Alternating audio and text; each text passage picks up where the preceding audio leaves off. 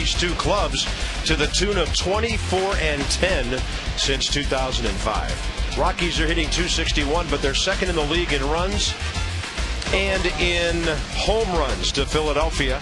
And Carlos Gonzalez is starting to warm it up. He's homered in 3 consecutive games. He's a young leadoff guy who's batting .282, and Don Baylor thinks he's going to be a star.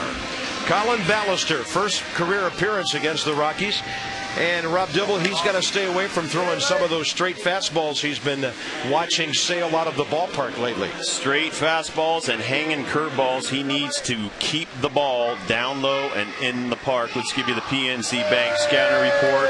He's allowed 6 home runs in his last 2 starts. Inning oddity, a 1.35 ERA in the odd numbered innings and an 11.81 ERA in the even numbered innings this season. And strike first, average 16.1 pitches per inning. He's got to get that down to about 12, maybe even 10 would be better.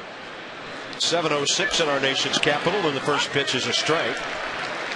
Mostly clear skies. 85 degrees. It's muggy again. And when Colorado's in town, the ball's going to fly whether it's muggy or not. Rockies hit 3 homers last night. They have 140 on the year, second only to the Phillies' 164.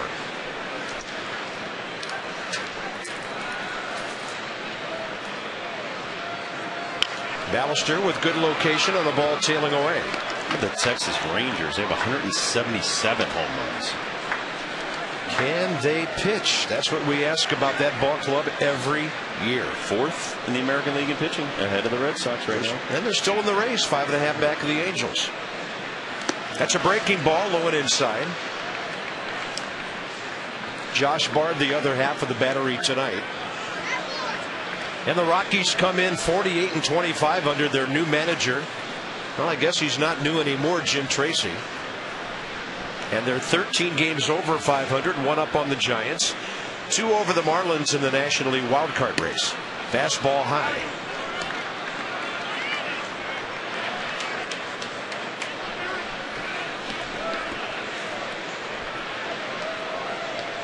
Ballister's career record 4-9. This is his 21st major league start. That ball will be out of play to the left side. One of the reasons Colorado's been good this year, other than their talent, their personnel, how hard they play, they're a good road team. Jim Tracy's ball club with a record of 34-30 away from Coors Field, and they're 9 games over 500 at home. Not all young teams are able to do something like that. And a 3-2 and a leadoff walk. Nationals defensively still statistically the worst in the league, but certainly not the worst in the league lately. Niger Morgan in between Willingham and Dukes out there. Ronnie Belliard gets a start at second base tonight, and as mentioned, Josh Bard behind the plate. That's not the kind of start we wanted from Ballister. Threw almost his pitch allotment for the inning to 1 hitter.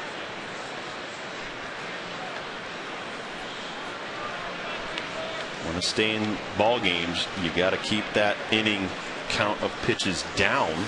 Well, and I know get to the 6th and 7th inning, you don't want to be at 110. Rob, I know I keep hearing on the radio and other things written around town about how well Craig Stammen pitched last night.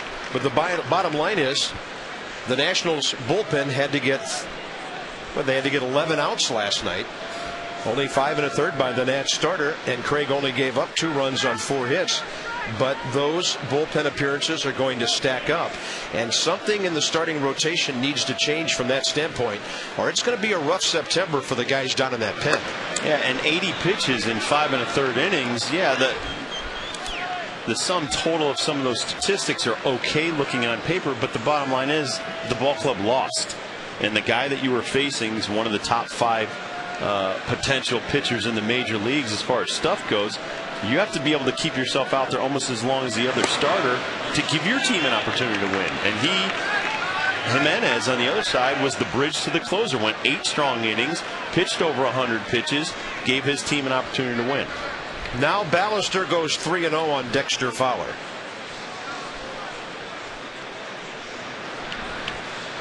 Well, you just need to redefine what the job description is for our starting rotation.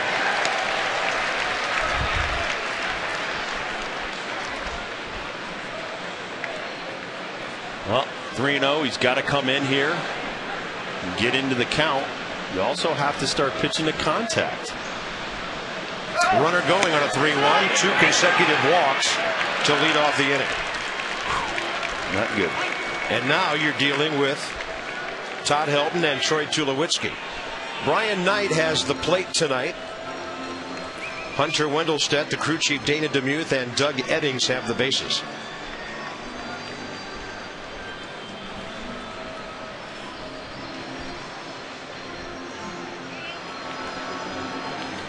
That's a veteran catcher getting into the face a bit of a young pitcher.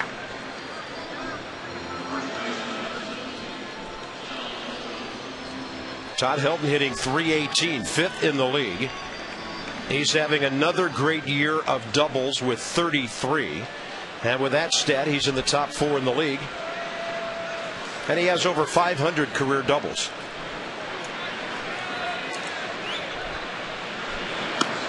My goodness. There is a serious release point issue taking place here.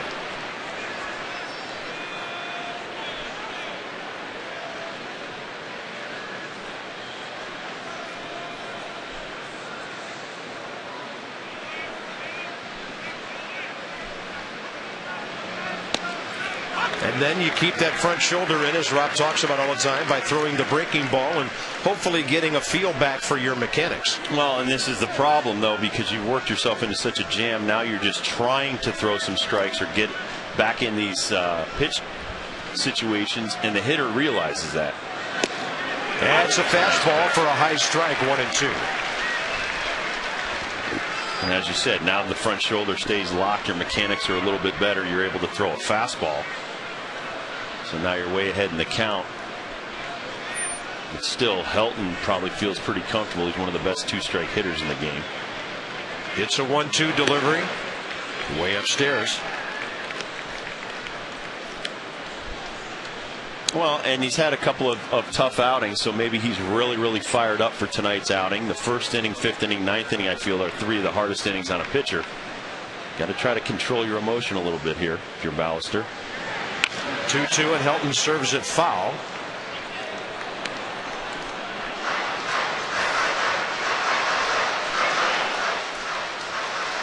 We talked a lot about that, you know, how hitters sense certain things, how they can pick up whether or not you're panic stricken or your delivery's off and you're just trying to get one across the plate.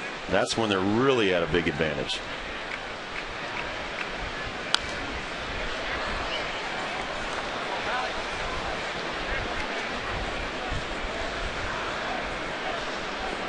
Another dangerous hitter, Troy Tulowitzki, functioning as the cleanup man. And then you saw the graphic on the doubles. The other guy with 33 doubles is Brad Hawpe. He's after Tulowitzki. This is a good lineup, top to bottom.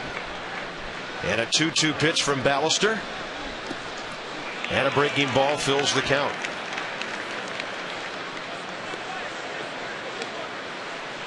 Nearly 20 pitches and nobody out. The next pitch will be 20 pitches. Pretty much thrown his repertoire already to the first 3 hitters.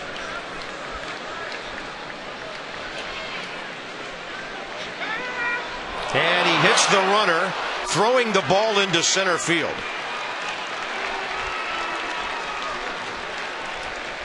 He won. Gonzalez to third, Fowler to second. It's just an unusual thing to see a play like that on when a pitcher is struggling so much. Well, your infielders are trying to get you out of this jam any way they can. Christian Guzman puts on a play, a decent throw, and you've got a close play. It looked like Christian had the base blocked too. And now the bases are loaded anyway.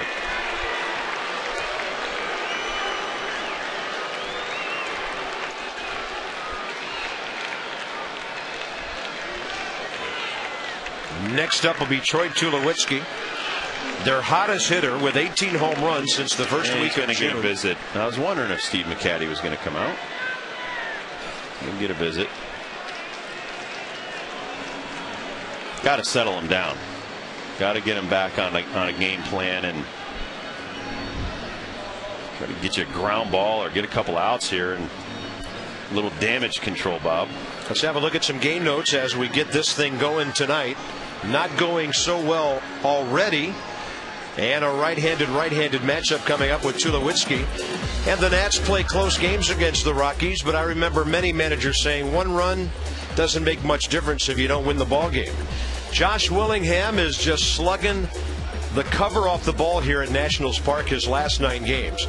And the Rockies, and there's the record, 48-25 since the 29th of May, and that's the day that they made the move with Clint Hurdle, brought in Jim Tracy, and they have been outstanding ever since. When Josh comes up, I'll have to tell you a few of the things he told me about facing Ubaldo Jimenez last night. He broke 2 bats in 1 AB, and Josh is still amazed at that kid. Tulowitzki will dump one down the left field line, and it'll be a 2-0 ball game. Now that's a smart hitter. You may say, why was he swinging after 3 walks? You know why? He figured he was going to probably get some sort of pitch that the pitcher just wanted to get over the plate or near the plate, and he was hopping all over it. Well, a lot of times, and Bob has said this, and I agree, it's the pitching coach comes out, talks about getting ahead, get yourself ahead in the count to give yourself a chance to get the guy out. He throws a fastball, and Tulowitzki, even though he gets jammed, it was a good running fastball. Nets 2 on the RBI, and there's still no out. Second and third, nobody out. 2-0 Colorado. RBI total for Tulowitzki up to 65, and Brad Hopp has driven in 72.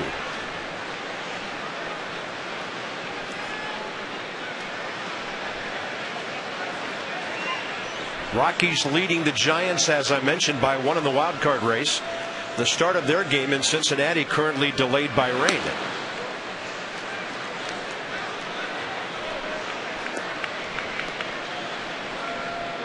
And on top of all of this, the Nats are facing one of the best pitchers this year in the National League, 13-game winner Jason Marquis.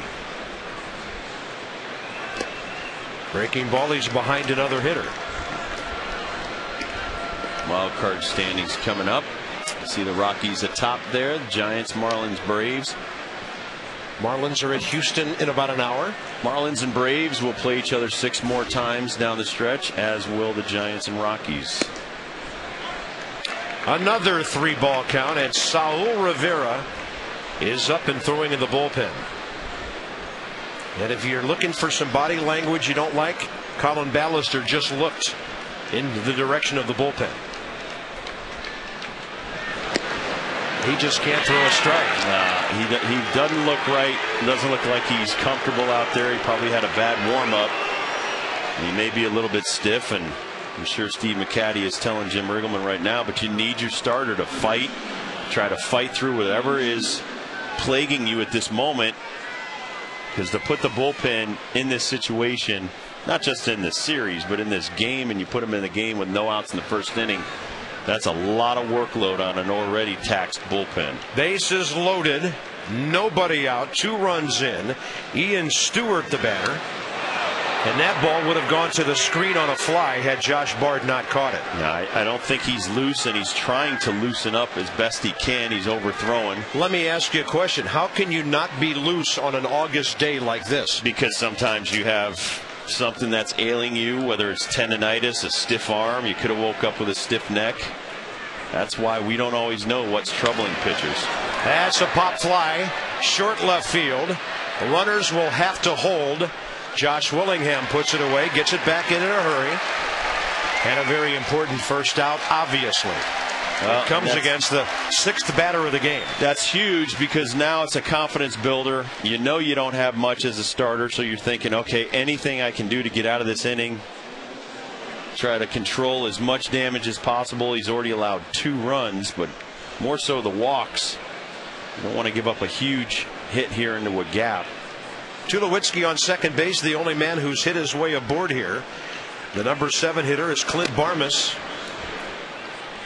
who homered in the 9th inning here last night. If anything, you want to try to keep it low and get on top. You know, he's throwing a lot of these pitches up. You don't want one of these good fastball hitters to get a hold of one of them. Barmes made the game's top defensive play last night with a runner on third and 2 outs in the 7th when he knocked down and actually cleanly caught that smash by Ryan Zimmerman. 11 RBIs in his last 10 games. Front door breaking ball stays inside. And Barmes not always known as much of a power hitter, but this year he's had 19 home runs. His career high last year, 11. He's trying to work it down. He just doesn't seem to be loose. I think if he loses one more hitter, Jim Riggleman may come out and get him. Yep. Because it'll be 3-0 or more and still only 1 out. 32 pitches. And that ball popped up. Zimmerman has a chance. He's called off by Guzman, who throws it home, and the runners hold again. Nice. Very nicely done by Christian. That was his play. Guzman certainly had a better body angle for the throw after making that catch. Yeah, if Ryan Zimmerman catches that, Helton probably scores. Christian Guzman catches it, as Bob said. He's in a good position to get around the ball and throw it back into the infield. And right here, Ballister throws another moving fastball, inner half. Barmes pops it up. Zimmerman thinks he's got it first, but this is the shortstop's play.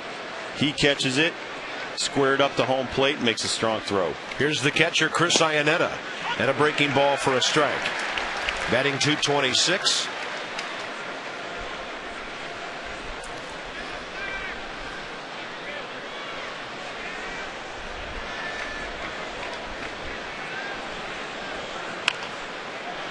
And that's strike 2.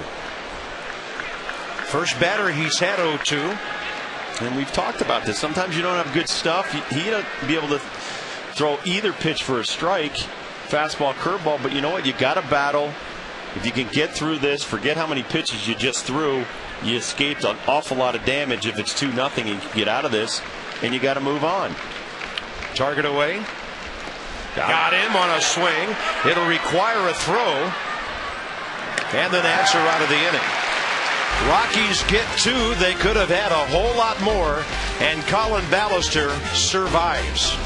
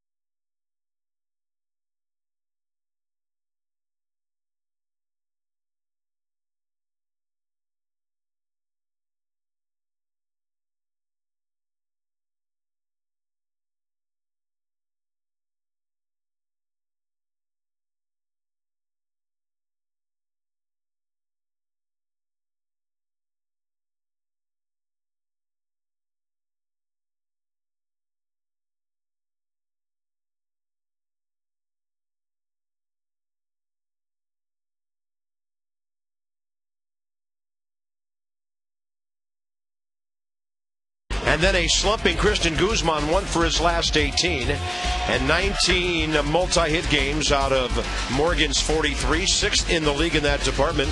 Christian Guzman is 3rd in the league with 45 multi-hit games. We've already told you about the 3, 4, 5 guys. And here's Jason Marquis, 4-4, 20 games, 12 career starts against the Montreal Washington Ball Club, and back on August 27th of 05, when he was pitching for St. Louis, he threw a complete game 2-hitter over at RFK Stadium on a day when he threw nothing but sinkers. It was a Saturday day game, and maybe the best game he's ever pitched in his major league career. Although he was pretty good against the Nats the last time they saw him, July 6th. No runs on 7 hits in a 1-0 win at Coors Field.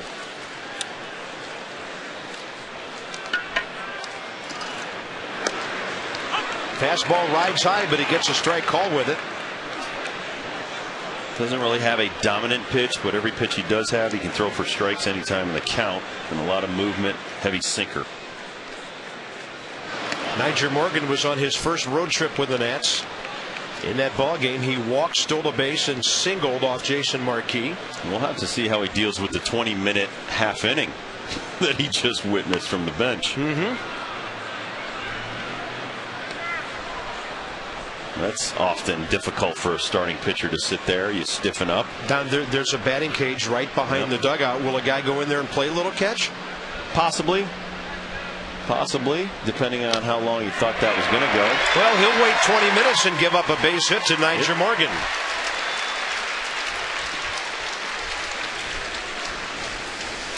Morgan continues his good hitting, adding to his .310 overall batting average. Marquis trying to get breaking balls over right now. Maybe he's trying to loosen up again through 3 straight. Third one. Good pitch down, but Morgan goes down and he fishes it out with a 9-iron and smacks it into right field. Here's Guzman hitting .308. And Morgan is off and running. Great jump. Ball drops, no throw. And that is stolen base number 40 for Nyjer Morgan. And 22 as a National in his 43rd game. Well, if you need to get a few runs back in a quick way, Nyjer Morgan's your man. He steals another bag.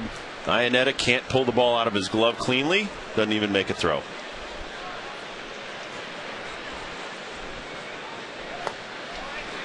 (2-0). Marquis snapping the ball back in his glove. He's not real happy right now. And in the younger part of his career, Marquis is 30 years of age. He'll have a birthday here on Friday. He was known as a pitcher who could lose it mentally on the mound when things didn't go right. He's always been a very emotional pitcher. When he's on, possesses one of the best sinkers in Major League Baseball. But nothing compared to what the Nats saw last night.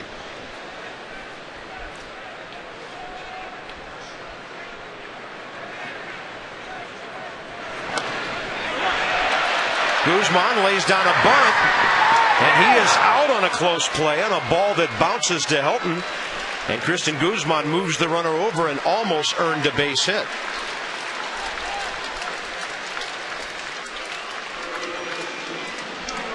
Well, good ball clubs will do unselfish things right there. Marquis struggling a little bit, worried about Morgan too much. Lays one in there. Cristian just takes the sac bunt. Almost gets a base hit out of this. Exmo shows that he just gets beat by the throw, but it moves up the runner with 1 out. Puts him in on third base. And this quickly, the Nats could cut that lead in half with Zimmerman coming in.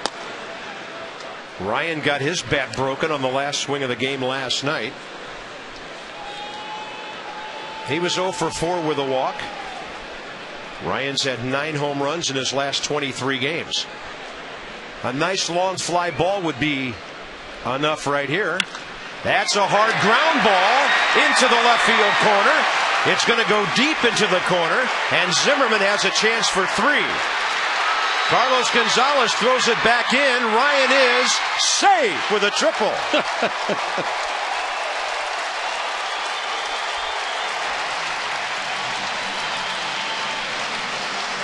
Ryan Zimmerman's second triple of the year. RBI number 79. Well, Zim gets all of this down the left field line. They're looking for sinkers. They're looking for stuff down and in. He gets it. Plates Morgan. Now he wants to switch positions with Morgan, so he's got to hustle. You hear Listash? And he does his best Pete Rose imitation coming into third.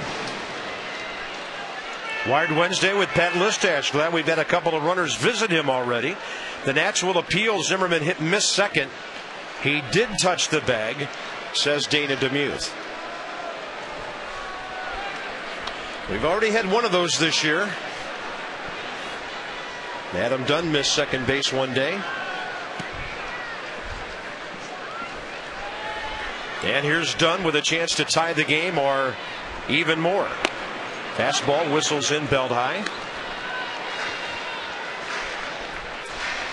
See if he hits second. There it is.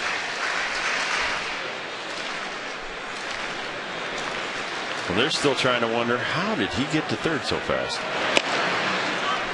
Must have taken a shortcut. Well, it's a tricky little corner because Carlos Gonzalez, rookie outfielder, great arm. He came up to get the ball, but then it snuck right by the railing that's in close and got deep into the corner. I think when you play in this ballpark, or others that have this configuration, I think you have to go right to the line, assuming the ball will go deep. And then if it doesn't, the ball's in front of you and you can hold the guy to a double. But if you play it as it's going to be shallow and then it gets by you, it's 3 bags. He'll learn that as he sees these ballparks more around the league. Adam Dunn takes one outside, 2-2. Marquis comes in with a 3.55 ERA. And the Nats a chance for 2 first-inning runs. The hammer is on deck.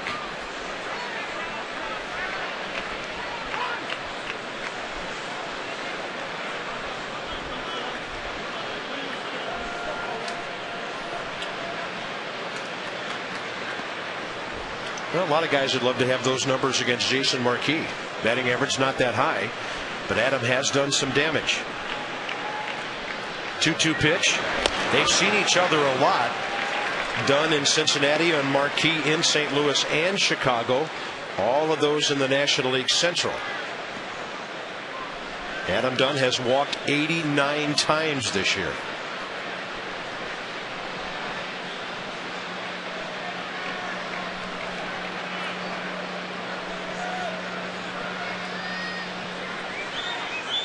And he takes the walk on a 3-2 changeup. PNC scouting report on Jason Marquis with Rob Dibble. Jason Marquis, shades of 2004. He's having an excellent year like he did back with the Cardinals and helped them get to the World Series. Thriving at Mile High, doing better than most high-profile pitchers that go up to Colorado. And he likes it hot, 2.81 and a 240 batting average against in July and August so far at the end of the summer. And here's Josh Willingham, 1 for 4 with a double last night. His first at bat, he told me, is one he will not forget for a while. He swung at a fastball inside that he told me he shouldn't have swung at. And when he fouled the ball off, he broke his bat. Later in the at bat, lining out softly to short, he broke another one.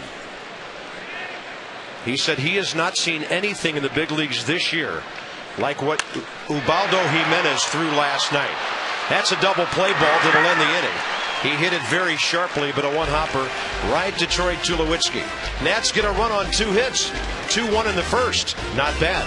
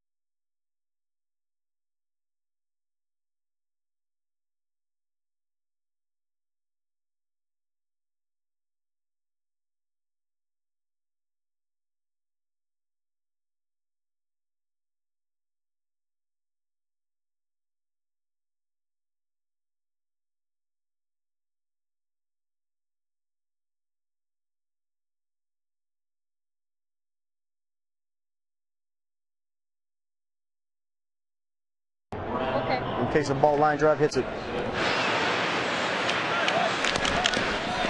I know one thing I've noticed: every time he gets in trouble, he starts working faster. Verizon Wireless brings you Wired Wednesday. And back to live action here. A first pitch strike. And this is a regulation hitter in Jason Marquis, who has 9 hits and 8 RBIs this year. Yeah, you heard me. A pitcher with 8 RBIs on 9 hits. He has a career batting average of .205 with 5 homers and 48 runs batted in.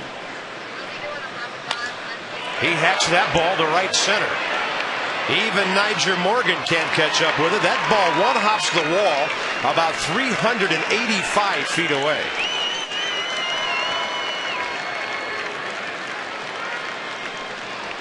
And for Marquis, his 3rd double of the year among his 10 base hits. Well, too fat of a fastball down Broadway. Marquis, as Bob told you, a very solid hitter. Anybody with a little more speed would have had an easy triple. Marquis chugs into second base with a double. And outfielders have to play pitchers shallow. Niger had no chance. Top of the order again, and here's Carlos Gonzalez. The problem with the first 3 Rockies batters, we don't know how they're swinging the bat. They haven't had to do it tonight. Willingham gets there and holds on to the ball. Catch. On a tremendous warning track sliding catch. That might be the best defensive play Josh Willingham has made this year. Well, there's a couple of problems for an outfielder on this play. He doesn't know how quickly the fence is coming up until he hits that warning track. In order to stop, he's got to slide. Could get torn up on the warning track. You see him stopping and try to follow the ball while your head is bobbing. That's a great job. Great catch by Willingham. Then he had to hold on to a snow cone. It's funny, these 3 batters, the first 2 who walked, both go up first pitch swinging.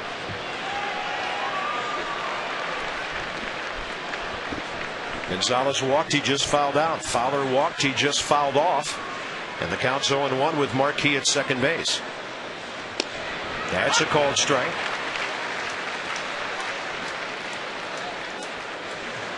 Well, Jordan Zimmerman used to have this first inning problem when he was starting before the surgery. And by the way, he had his today. And Debbie Taylor will update us shortly on that and a couple of other Nationals items.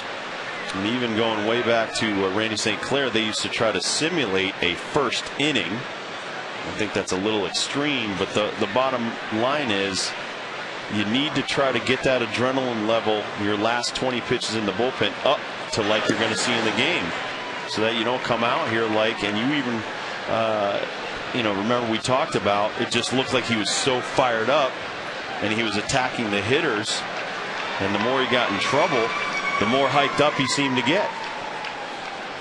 That's when you need to slow yourself down.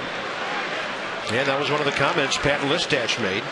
And he's not a pitcher, he's a former hitter. They know these things, watching an opposing guy, or even if he's on your own team, how he might get in panic mode and work too quickly.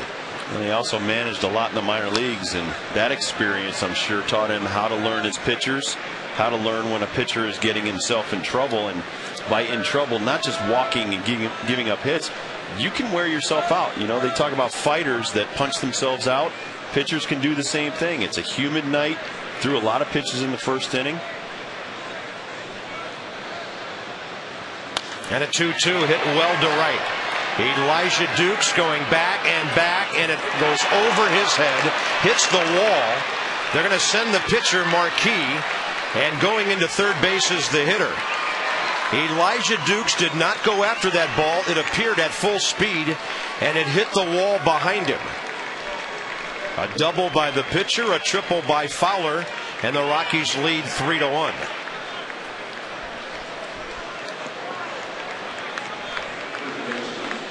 Well, Elijah thinks he has a shot at first at this ball. Then he starts carrying. Then he gets too close to the wall because he wanted to try to make the catch. And the ball gets by him because he's too close to the wall to get the carom. Here comes Jim Riggleman. Well, he's looked at the bullpen twice without signaling.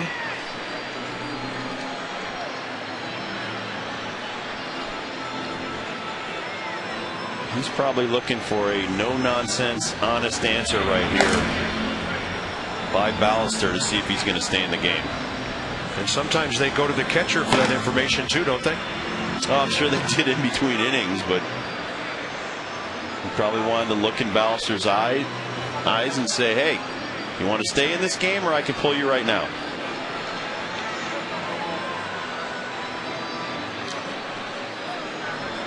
Well, things aren't going well for Bobby Parnell in New York either. The Braves just scored 4 in the top of the second. They're 2 games behind the Marlins and 6.5 behind the Phillies in the East. Infield in, runner at third. 1 out. Todd Helton, the batter.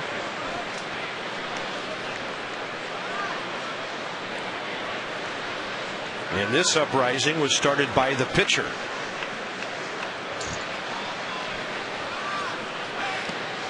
Breaking ball in the dirt.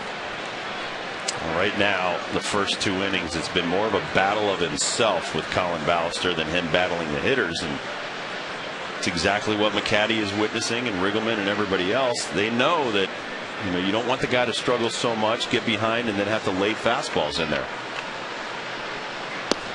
3-0, snap throw, and just back in is Fowler. Well executed by Zimmerman and Bard. I like the tag. Slap that tag. If you're a young kid watching, don't fool around with the tag. And right here you see Bard guns it down there. Wham! Who did you say used to really slap tags on guys? Will Clark. Will Clark used to smack you right on the back, right on your hand on the bag. All right, that's it. Ballister's done. Jim Riggleman gave him one more chance. He gives up 3 hits, walks 4, 1 strikeout. And tonight, the Nationals only get 4 outs out of their starting pitcher. It's going to be a long night for the bullpen after a short night for Ballister. It's all Rockies right now, 3-1.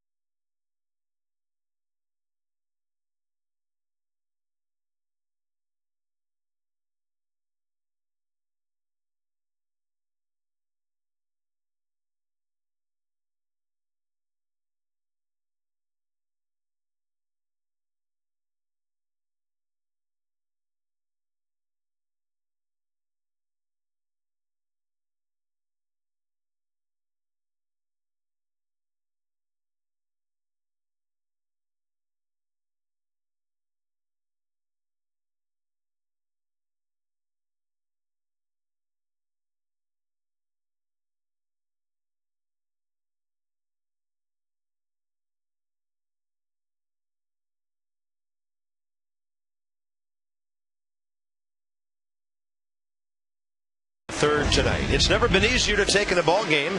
Nats fans can go to StubHub.com, official fan-to-fan ticket marketplace of the Washington Nationals. Garrett Mock and 7-7 Jason Hamill go tomorrow night. And the hard-hitting Brewers are in for 3, actually 4. It's a wraparound series that goes all the way until Monday afternoon. After that, the Nats will go to Chicago, St. Louis, and San Diego. So the schedule is not very easy right now. And here's Saul Rivera, who has worked almost 4 innings since his return. The Nats called him back from Syracuse on August 5th. And Rob, he's going to have to eat up some innings here. First and third, 1 out. Saul, as a rule, does keep the ball down. When he's going well, he will get ground balls. But he's had a very difficult year at the major league level.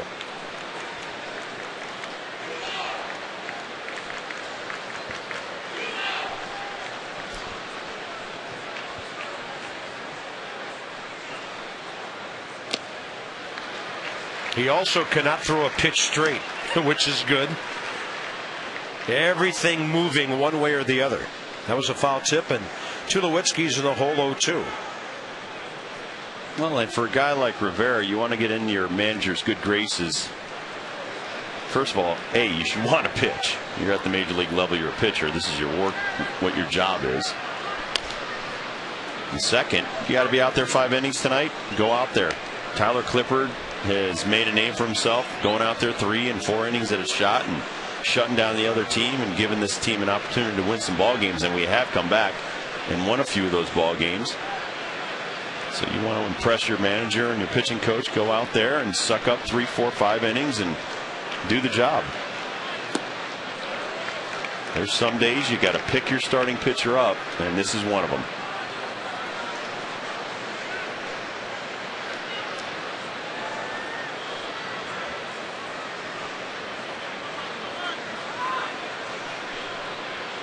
Double play defense with 1 out.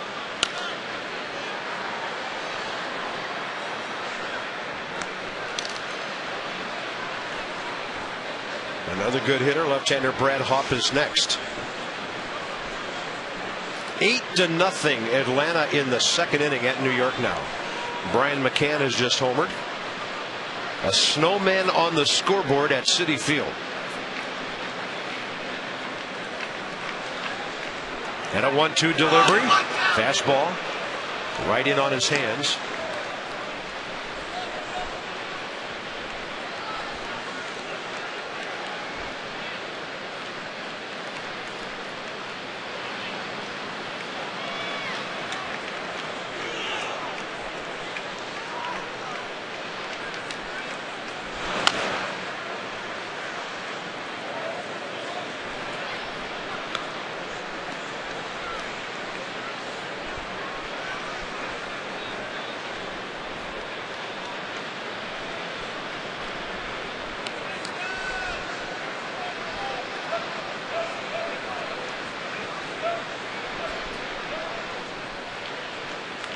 Tulowitzki 65 RBIs after his first inning double.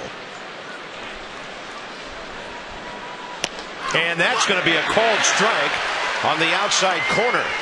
Rivera's pitch darting away at the last moment. Not a lot of moving parts on Rivera.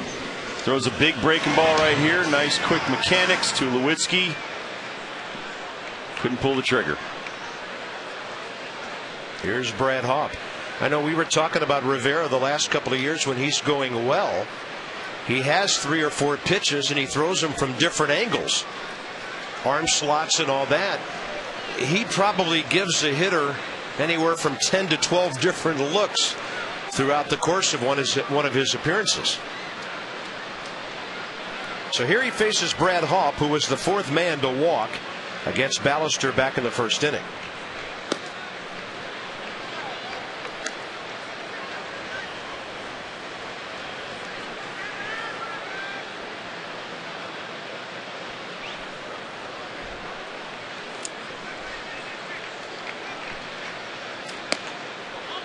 That's a fastball up 2-0.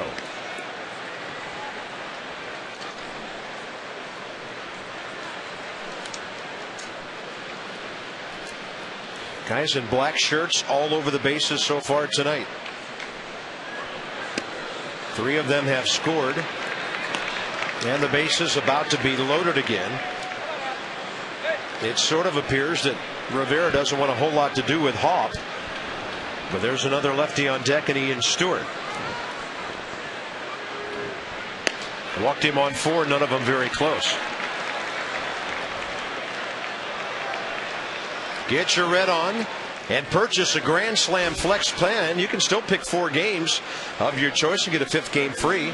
Upcoming games in September featuring the Phillies. The Dodgers will be here. The Mets and the Marlins. September's Fan Appreciation Month featuring giveaways and exclusive prizes all month long. 202-675-NATS or nationals.com/Grand Slam. Well, I hope he picks one of those 4 pitches and he throws one for a strike. There you go. So many pitches, no bases open. Well, when he was up here before, that's the thing he was doing. He was trying to pitch away from contact, afraid to throw it over the plate. Eventually, you got to throw it over the plate. That ball pulled to the right side on the outfield grass. Belliard. Nats are out of the inning, and once more, the Rockies could have had more. They're settling for a 2-run lead right now.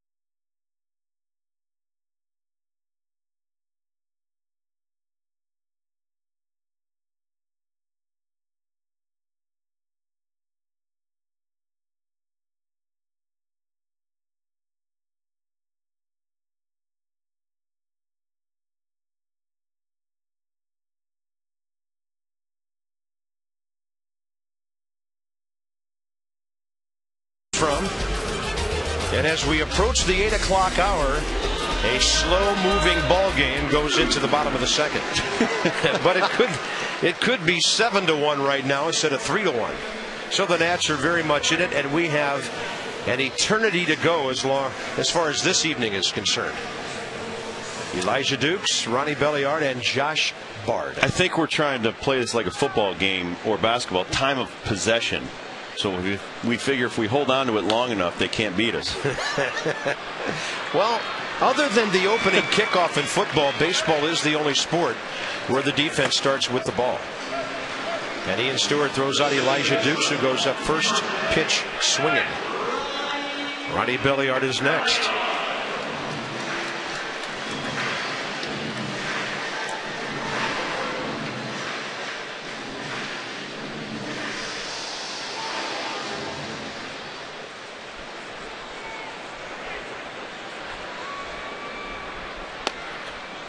That first inning was so long, Brett Favre could have retired and returned again. Belliard hitting .389 over his last 14 games. Rifles one. Beautiful pick by Todd Helton, a 3-time Gold Glove winner, who has always been outstanding over there. Speaking of football, the former quarterback picked that one at first. Yes, sir.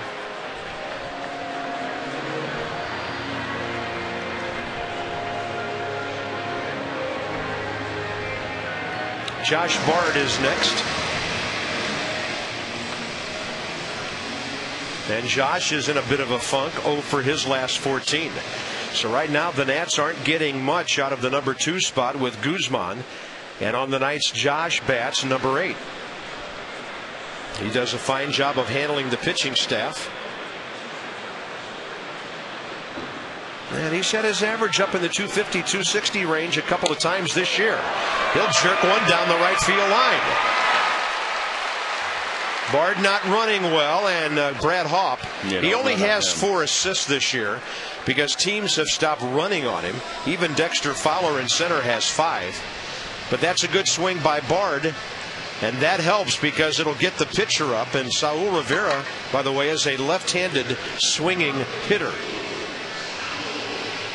Good job right there by Bard, bringing the pitcher to the plate with 2 outs.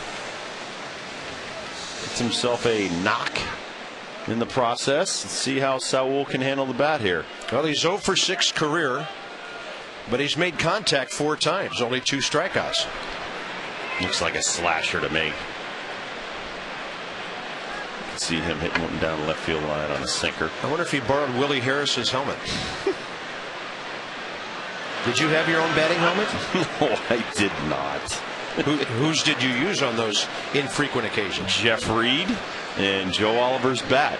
I'm always stuck with my catchers. Okay. Plus, I always knew there was a lot of hits in Joe's bats.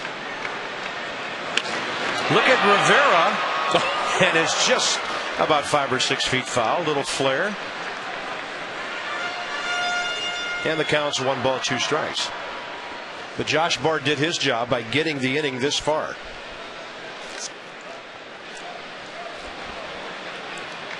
It's either Willie Harris's or they painted Terry Pendleton's helmet. Yeah. Little tapper. Marquis with an easy play, and the Nats are gone in the second. Bard a base hit. The Nats have had 3 hits. To the third, it's 3-1 Colorado.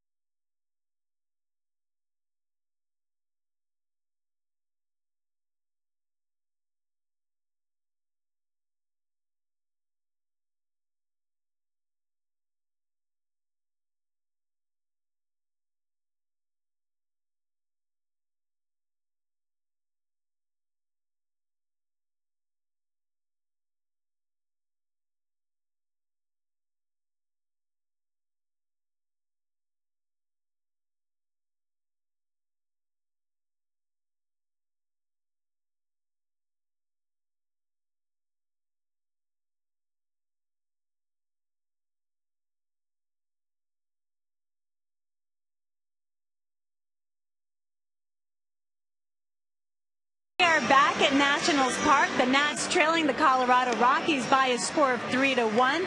Now we have some medical updates to tell you about. First of all, Mike Rizzo told me that Jordan Zimmerman did undergo Tommy John surgery today. It took place in California with Dr. Louis Yoakum, accompanied by Nationals team Dr.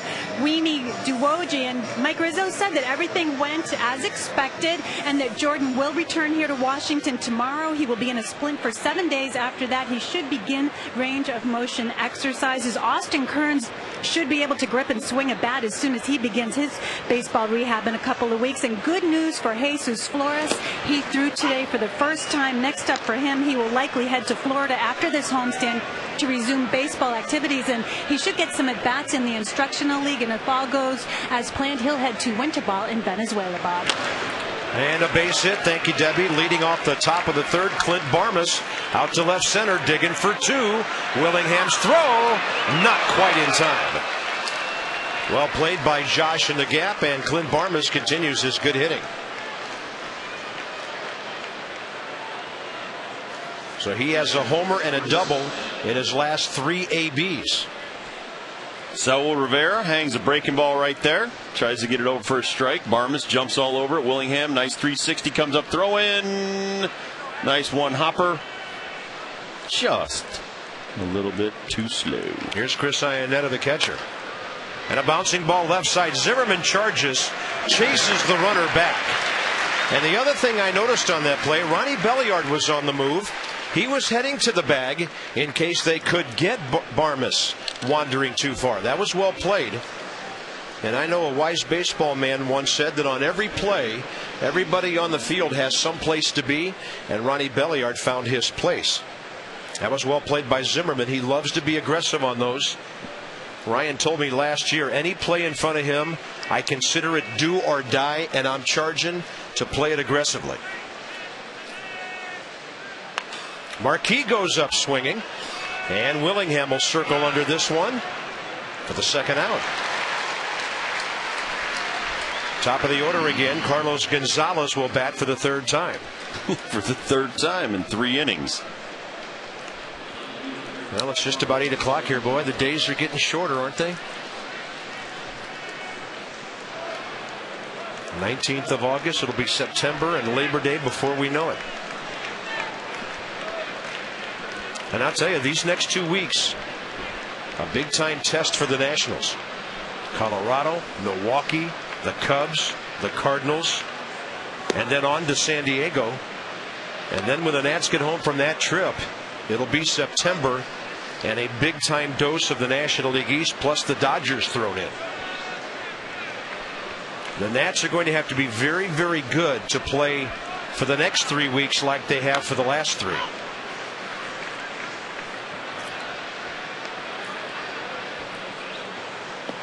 Home and home with Florida and Philadelphia and the Mets in September.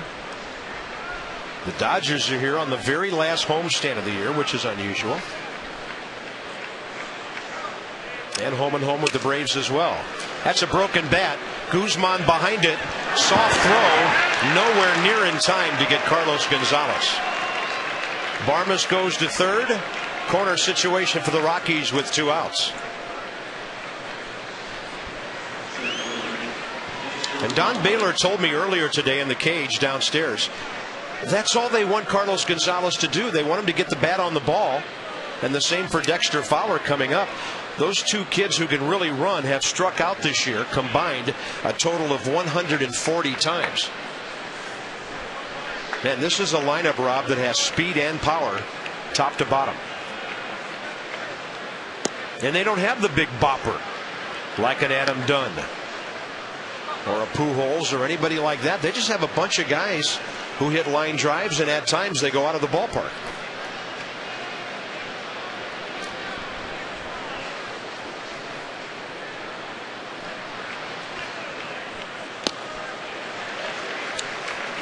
Nice sinking fastball there by Rivera. 2 outs. You want to try to get out of this inning. Keep the score right where it is. Give your team an opportunity to win. Start putting fuel on the fire, so to speak. Well, it's a very well-rounded team. They play defense very well. Pitch. Bullpen solid. But they can put some runs on you in a hurry. Like you said, the team speed setting the table. These 2 young kids, a lot of pressure on them to get on base for Helton, Tulowitzki, Hoppin, Stewart, and anybody in that 6-7 hole. Boy, and I'll tell you, you asked Jim Tracy about this team. He cannot stop talking about that clubhouse and what a bunch of quality young men he has. And here's our point, folks. This is largely a team that was scouted, drafted, signed, and then developed. Most of them homegrown players by the Rockies. They haven't gone out and made a whole lot of deals. They've had to make some deals for pitchers. They got the runner picked off, and now they got to get the runner between home and third. That's fine. Waiting for the throw is barred, and the inning is over. The Nationals kept very calm. Saul Rivera never panicked. He made 1 throw, then they got the ball for the third to home rundown, and the Rockies run themselves out of the inning. That'll go 1-6, 5, and then Zimmerman to 2. Inning over.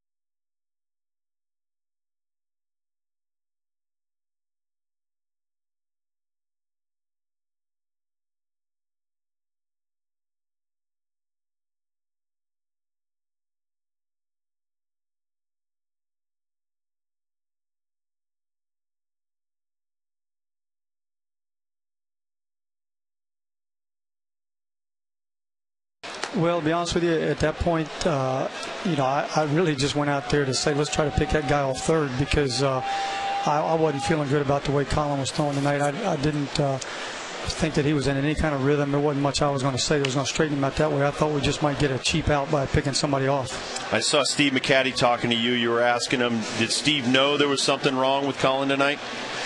No, he just said that he didn't have it in the bullpen too good. Some days, you know how it is, Rob. Yep. Some days are in the bullpen not too good, but you come out and throw the game of your life. But he was a little concerned with the way he threw in the bullpen. 1-1 to Niger Morgan. Jim Riggleman with us. Morgan lays down the bunt, but it's way too close to the pitcher. Marquis pulls Helton off the bag, and he tags Niger Morgan. Now, Jim, Niger has shown bunt at least once or twice every game. That wasn't well placed there, but he has turned that thing into a pretty good weapon for you.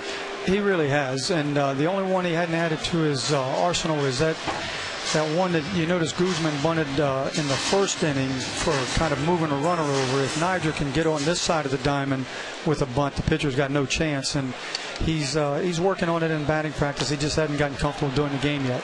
Last couple of months of the season, something that you would like the team to work on, especially maybe the starting rotation, getting into the 7th and 8th inning? That's it, Rob. We just got to get deeper in the game with our starters. Our offense is right there with anybody. I feel great about the ball club, the pitching, everything. Defense, it's just, and the reason I say feel good about these pitchers is because they're all eyes and ears. They're receptive to everything Steve is trying to talk to them about. They're a wonderful group. We just got to get them deeper in the ball game because we can score runs for them. Hey, Jim, thanks for your time. Guzman hitting that ball extremely hard, run down by Dexter Fowler, and we always appreciate your visiting with us, sir. Okay, thank you, guys. Thanks, Jim. Good luck the rest of the day. Thanks.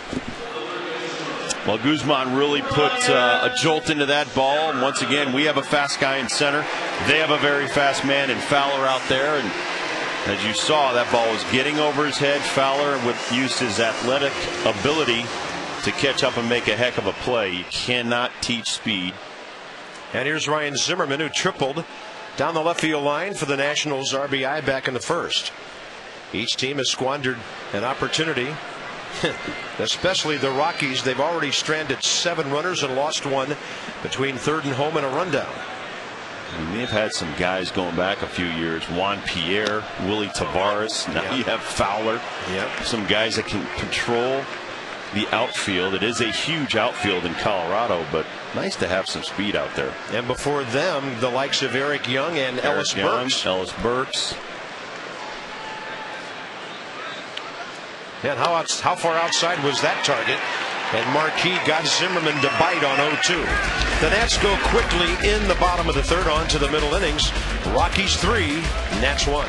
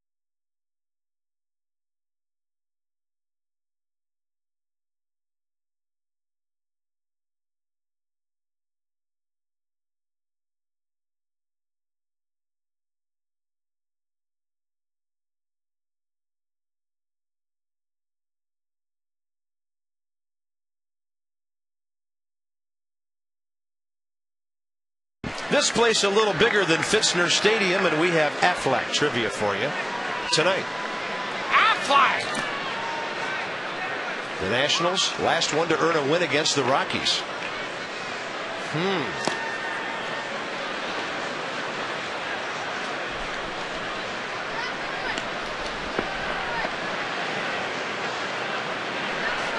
It's been a while.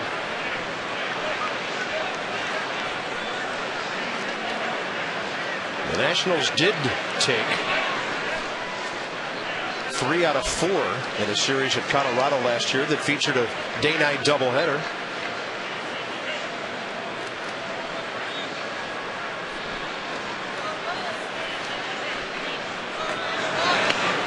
And a ball bunted. Zimmerman on the run. Look at that play. Made to look simple when it was in fact very complicated against a very fast base runner.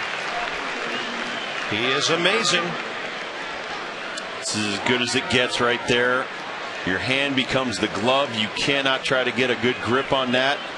Catch a seam, you're just going to throw it with your hand. And that's a perfect strike on a very fast Dexter Fowler. That's how you win gold gloves, playing like that at third base.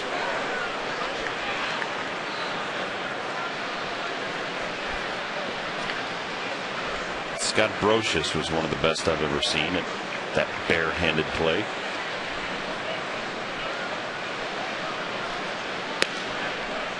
Todd Helton, 2 walks tonight. And he has 4 more walks than strikeouts this year. 60 over 56.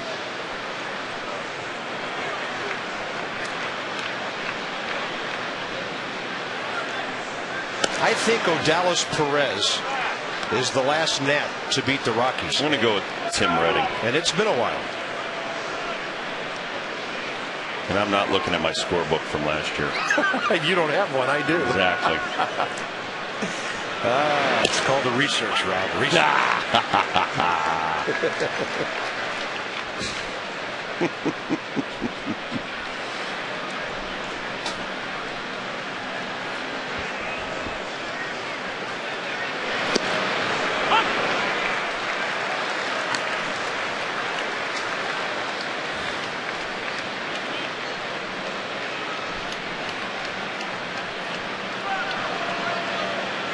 Nice sinking fastball. You see it cut through the box. Comes back up and in. Like a cut fastball. He'll cut it. He'll sink it. And occasionally he'll throw the four-seamer and right it. Tulowitzki next. And then Brad Hawpe. If it goes that far here in the top of the 4th with the Rockies on top 3-1. Very strange ball game so far. But strange in a good way that the Nationals are still very much in it. It was funny because Rob and I were talking how it could be 7-1, and we chatted with Jim Riggleman for a few seconds before he came on live with us, and he said, you know, the score could be 7-1 right now. So they've got that same feeling downstairs that they need Saul Rivera to keep this thing close and take your chances the rest of the way. Marquis, though, pretty effective all of a sudden after a tough first inning after that long layoff. He's only averaging 12 pitches per inning. 3-2 with 1 out.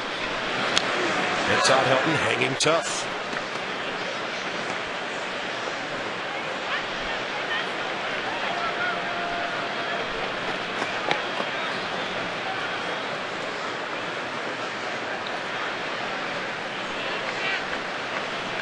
Yeah, that pitch count's not going to bother Saul. He can throw all day.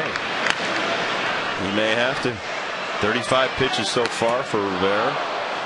51 for Ballister. 24 strikes in an inning and a third in facing 12 men. He just didn't have it working, and as we said before, he probably did not have a good warm-up, and that's what Jim Riggleman just told us. Steve McCatty told him. Just still have to go out and try to pitch through the lineup 3 times. 7th walk issued by the Nats tonight. You can secure seats for 2010 right now. Place your deposit for 2010 season tickets. 202-675-NAT. Season ticket holders enjoy guaranteed seating, savings, of course, over single game prices, discounts on merchandise, access to exclusive events, and much more. Plan your deposit now.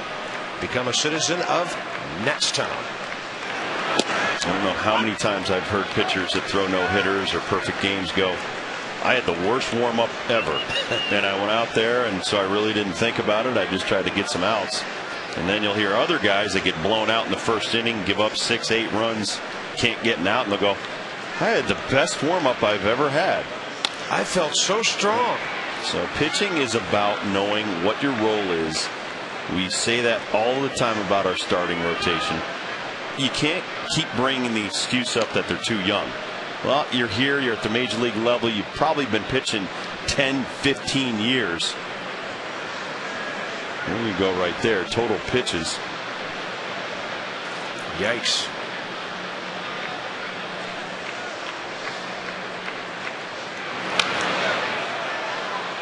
It's just about going out there some nights, and I saw that kid, the knuckleballer for the Dodgers, go out there a couple of nights ago, throw a pretty decent game. He's throwing knuckleballs. His first start ever in the big leagues on Sunday Night Baseball.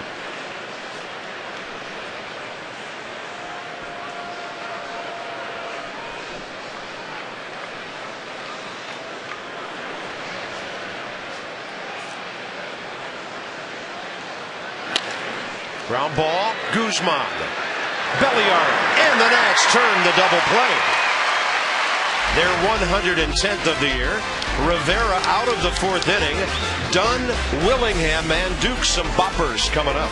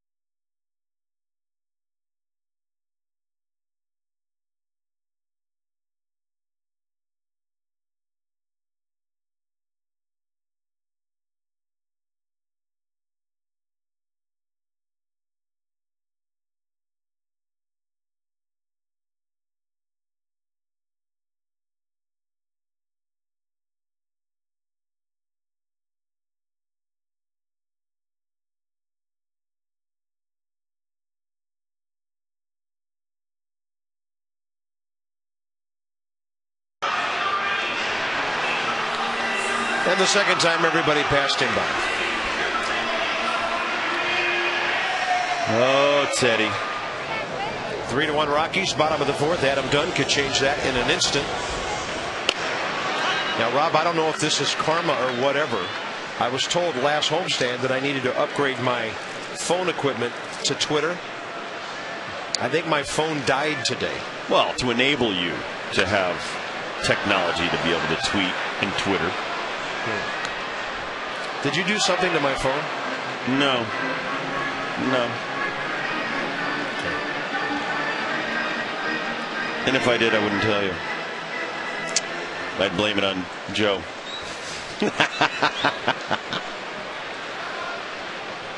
Dunn walked his first time up. Then it was erased in a double play. That's a little bit outside from Marquis. A pretty good 0-2 pitch. Marquis has walked one, struck out one, given the Nats a run on 3 hits. I don't think Marquis is going to mess with Dunn too much.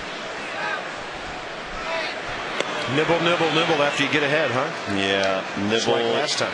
Try to just nick the outside corner with some kind of backdoor slider, sinker.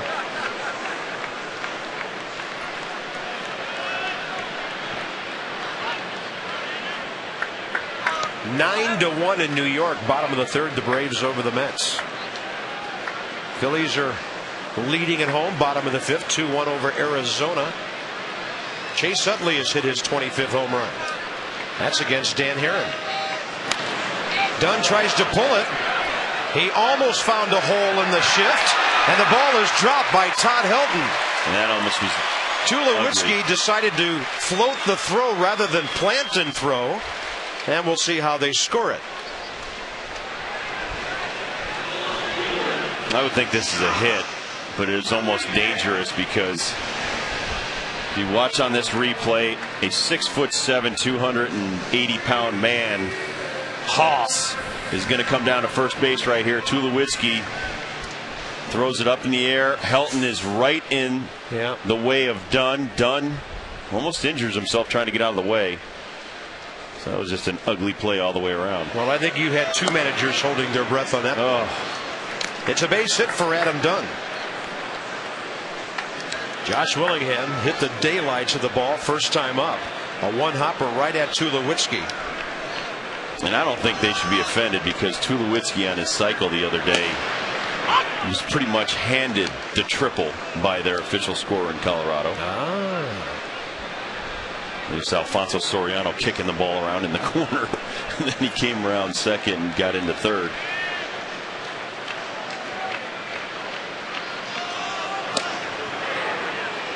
The score invoking the commissioners in the best interest of baseball.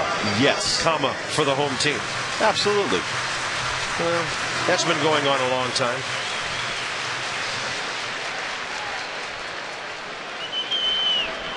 Willingham represents the tying run here, bottom of the fourth. And Josh hits a fair ball. He runs right over the top of it. And Iannetta throws him out with Dunn going to second.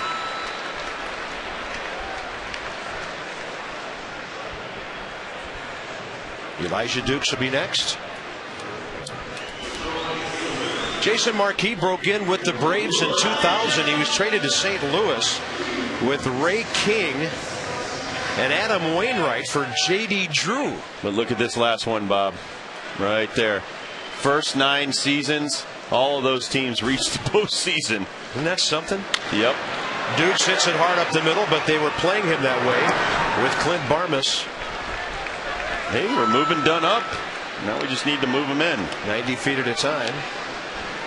It'll be up to Ronnie Belliard with 2 outs. He hit the ball hard first time up and was robbed by Todd Helton.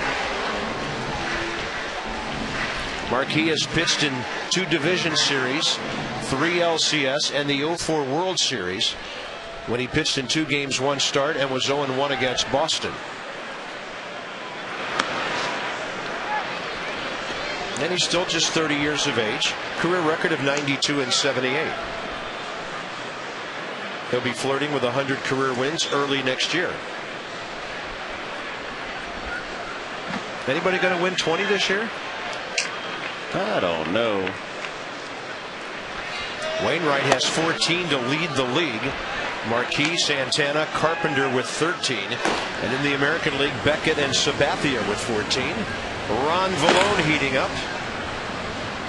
The Nats are working their way down to that number 9 spot in the batting order.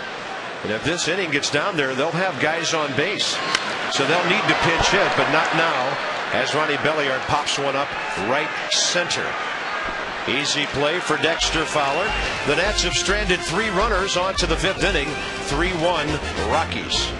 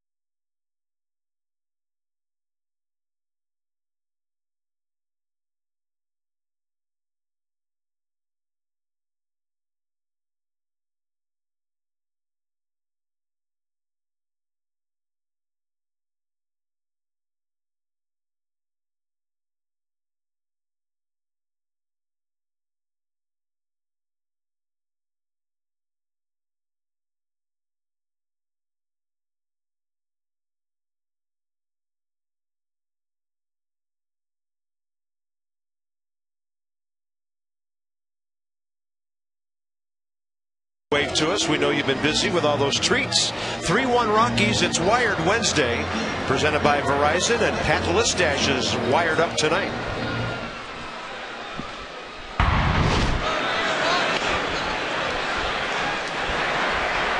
What's wrong with that boy butting on Zim? He ain't gonna learn, huh? No, he came out and made a statement. What's wrong with that guy? You know, they've become used to it over there in the dugout, Rob, but I'm sure they're very, very impressed every time it happens. That kid can play some third base. Playing some great third base, tied with David Wright right now. The fielding percentage, they both have made 13 errors, but they get so many chances over there. This is interesting. With David Wright out, the defending Gold Glove winner, who wins the Gold Glove at third base this year? I don't know. I hope they don't go by power numbers, because then Mark Reynolds will. Yeah, but if they go by strikeouts, he won't. Yeah, I think Zimmerman's in the mix. Zim's got to be in the mix. That ball hit well by Hawk down the line, and it's foul. Just a few feet short of that 336 mark. Yeah, we talked about this before, Rob. You bring up a great point. There have been times when the Gold Glove was decided by the bat, not the glove in the arm. And the other thing that comes into play, it seems like once you win one, then somebody has to take it away from you. You're immediately the front runner the following year. I wanted to tell you, Josh Beckett, he may not win 20 games, but the Red Sox have won 18 of his 24 starts this year. There's your quality start, buddy, right there. Right. I talk about it all the time, but John Lester, number 2 in that rotation, of his 24 starts, the Red Sox have won 14.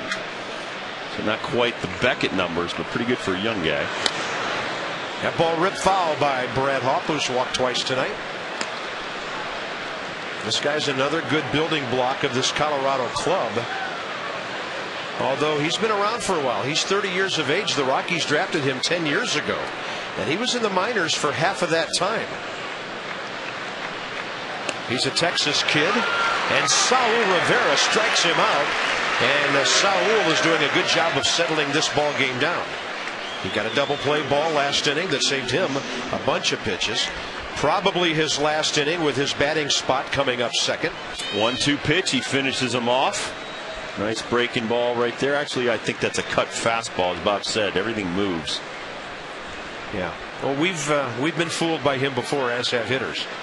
Not a problem. Keep fooling them, keep tricking them, whatever you got to do. Give your team an opportunity to win this ball game, and you will impress your manager and pitching coach and broadcasting crew.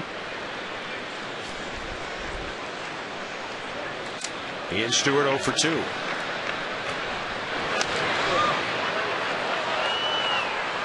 Stewart, a first rounder, 10th overall player taken 6 years ago, and he was in the minor leagues for more than 4 years. He had committed to USC to play baseball when the Rockies made him their #1 guy. As big as he is, I thought you were going to say he committed to USC to play football. 6'3", 215, he could have. He's a big kid. Should we say big third baseman? A lot like Ryan Zimmerman. He's from La Quinta, California. Yeah, he's a big man right there. I got a crick in my neck. He's just fooling you. He's lulling you. He's daring you to bunt. And a ground ball right side. Belliard ranges over. Ronnie always quick with the hands. 2 outs. And that'll bring up Clint Barmas with the bases empty here in the 5th inning. Nationals Park. It's a nice night for baseball. 85 at game time.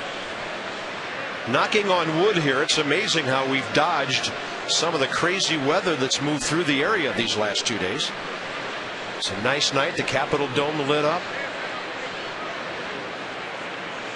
And here we are in the top of the 5th inning. Rockies lead 3-1, but Saul Rivera is putting himself in a position in about an hour and a half to be the MVP if the Nats could come back and win this game. Absolutely. I'll dump champagne on his head. And that ball jacked down the line, and it'll be inside the pole. And Barmas has hit his 2nd home run of this series. 3 of his last 4, homer, double, home run, and now it's 4-1. Well, that just took away his MVP award.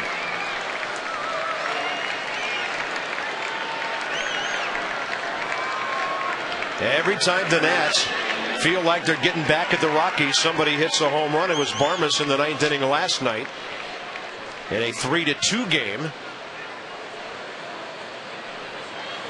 And when Saul misses on location, he doesn't have the stuff or the velocity to throw it by anybody. No, that was a big breaking ball that just hung in the zone. And here's Iannetta. Barmes has hit dead red fastballs to center field, hanging curveballs to left field. He's not missing his pitches, that's for sure. When he gets a pitch he can hit, he crushes it. Is that his 20th home run? It is. Pretty good year for that second baseman. Not bad for a guy who plays great defense. He entered this year with 30 career home runs. Ron Vallone is up again. That's amazing by Barmes.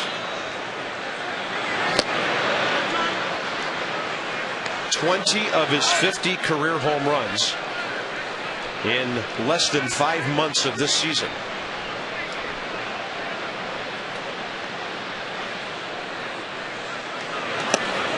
And Rivera throws it by Iannetta, who's 0 for 2. Who's this kid run? He looks about 6'3", 220. He is listed at 6 foot 225. He's taller on my screen than in person. Lost his bat.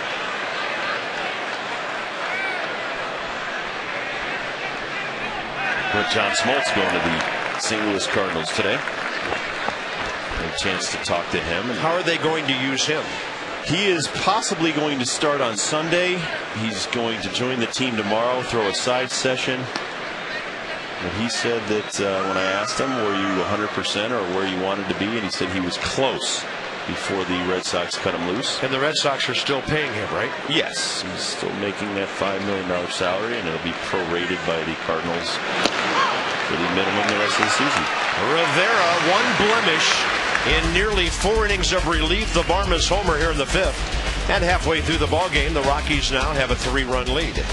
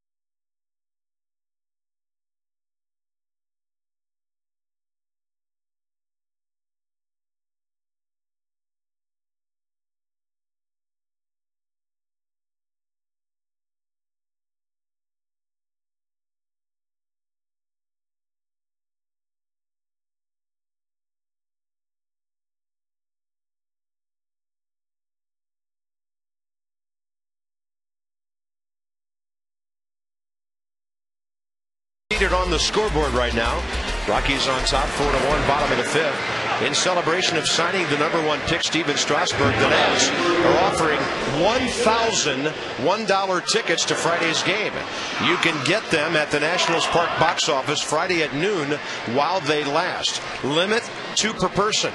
There will be a press conference introducing Steven on the field Friday at 2, followed by a Q&A with Nats team officials. All fans with tickets to Friday's game are encouraged to come check out the newest citizen of Natstown at Friday's press conference.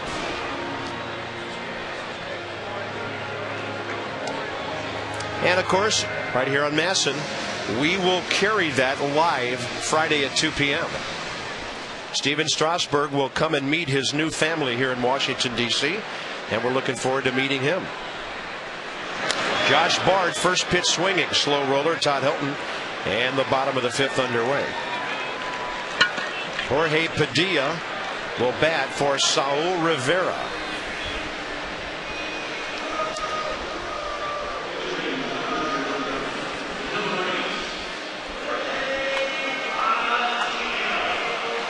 So Saul Rivera will pitch 3 2/3 innings and give up just 1 run.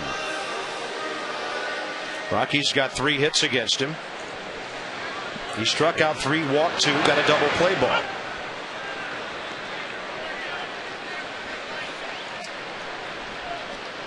And Padilla, as a major league hitter, 1 for 7.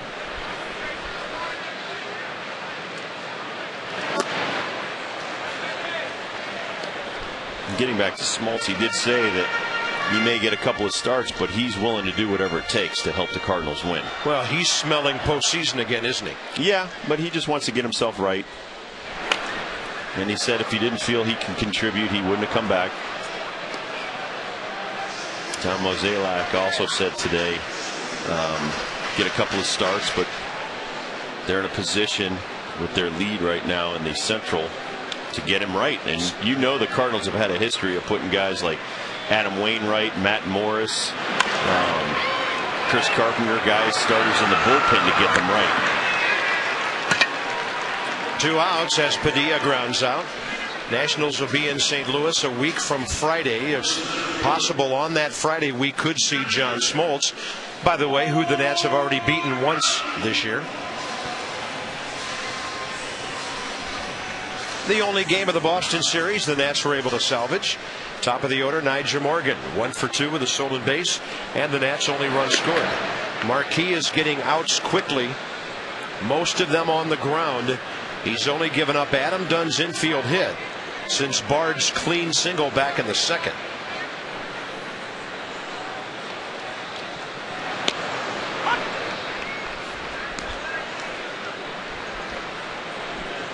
"11 ground ball outs."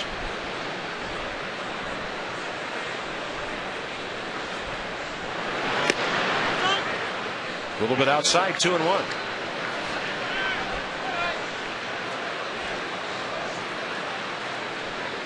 Cubs are 6 back of St. Louis in the Central. Milwaukee's lost 3 in a row. They are 9 back. And Morgan hits one high in the air, deep to right. And that ball is up against the wall. That's a guaranteed triple.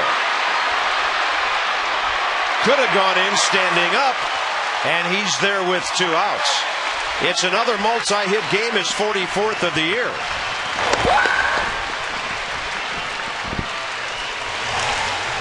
And in some ballparks where the wall's not so high, that's a home run. Well, that ball was supposed to be on the outer half, came back to the inner half. Down and in on a lefty is not where you want to throw a pitch, and it's an easy triple, but Brad Hawk made it close by throwing that ball almost from the wall to third base on a hop. He's just showing it off. Morgan tied for 6th in the league now with 7 triples this year. And a big 2-out RBI for Christian Guzman to pick up.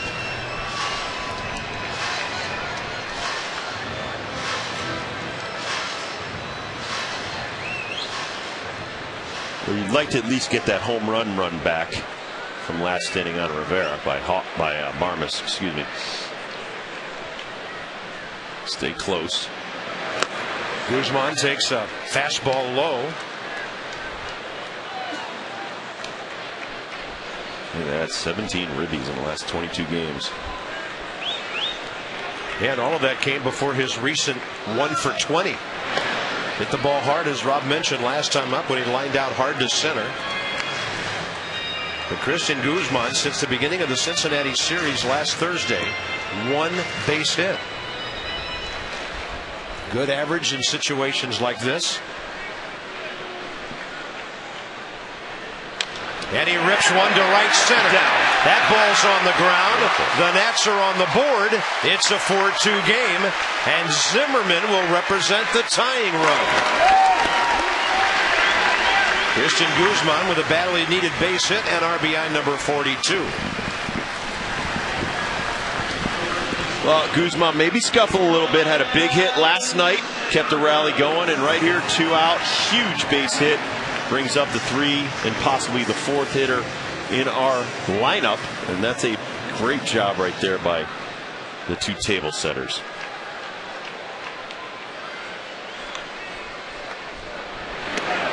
Fastball inside to Ryan. I think it's pretty obvious the Rockies' scouting report on Ryan Zimmerman is to pound him off the plate inside with fastballs. They did it all last night. Walked him once, but he never got extended. And then Marquis misses away. Last time they got ahead of Ryan 0-2 and then threw him a breaking ball well off the plate away. Third time through, pretty good. Just like Jimenez last night.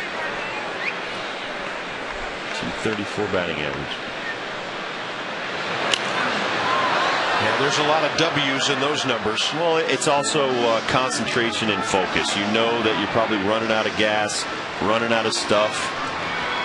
Can't afford even one mistake.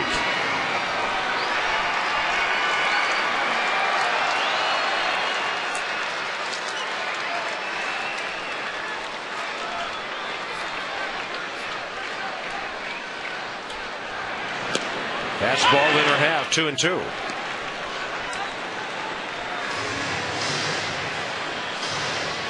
We haven't seen him reach back too often tonight, but he reached back right there, pulled out a couple more mile-an-hour on his 86th pitch.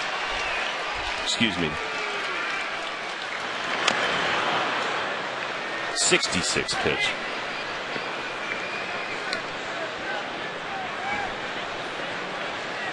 Is that right? Yep, you got it. 49 going into this inning, so after getting 2 outs, the Morgan triple, the Guzman base hit, really extending him.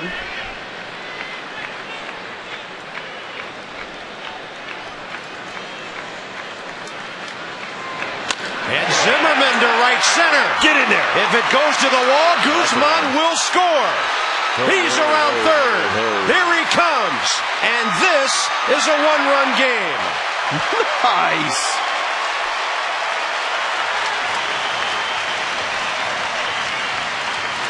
A 2 RBI night for Ryan Zimmerman, and he has reached 80 on the year.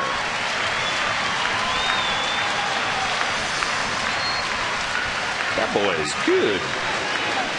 Ryan Zimmerman takes his pitch away, up in the zone, smokes it into right center field. If it can get by Hopp, it's a run. It does, goes all the way to the wall. Guzman will score easily. Now it's up to Haas, the big Haas. Tying run at second base for Adam Dunn, who's walked and singled. Tie it up. Fastball a little bit up. And the top of the order delivering after 2 outs here in the 5th inning.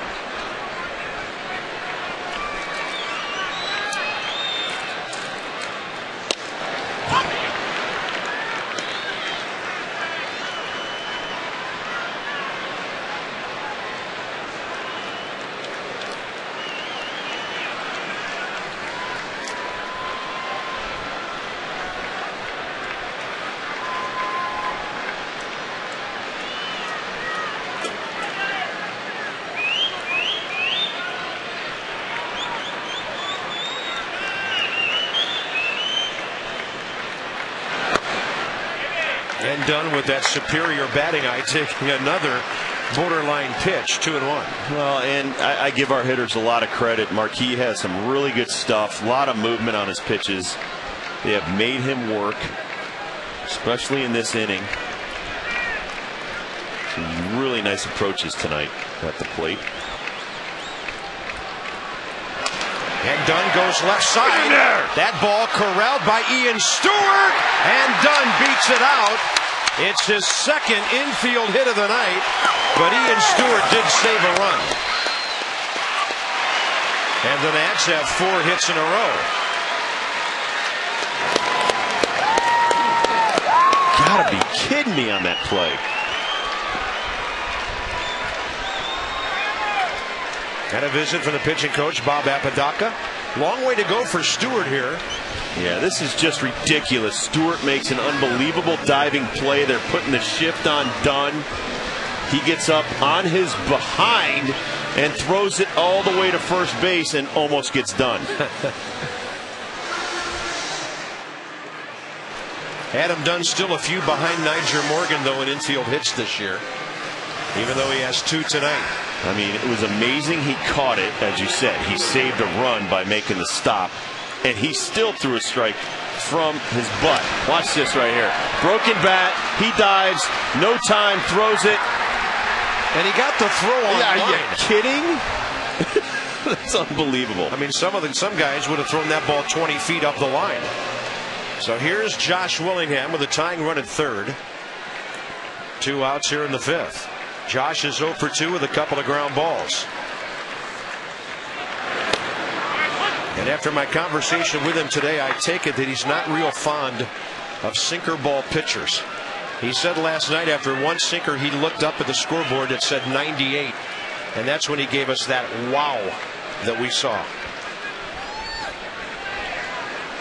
Marquis, the same kind of pitcher, but doesn't throw nearly as hard.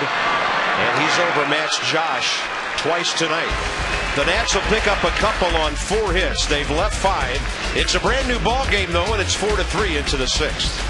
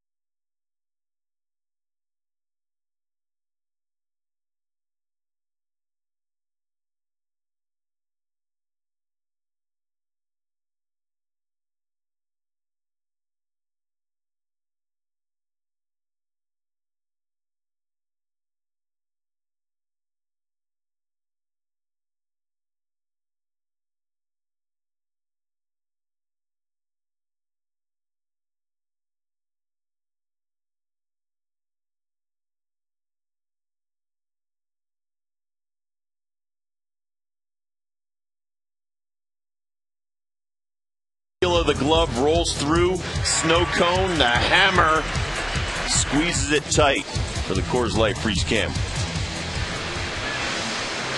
Well, the Nats have done something significant here.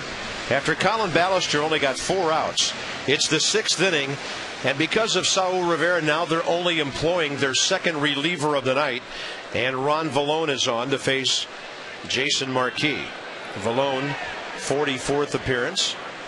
ERA 3.86, 35 innings for Ron. And a first pitch strike.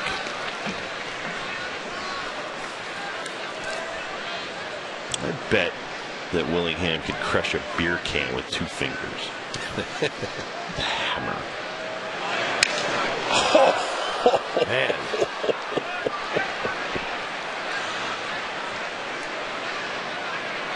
Well, that is self-preservation right there.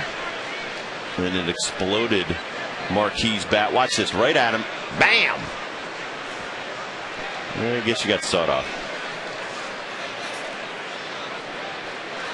And I'm sure he's one pitcher who has his own brand of bats.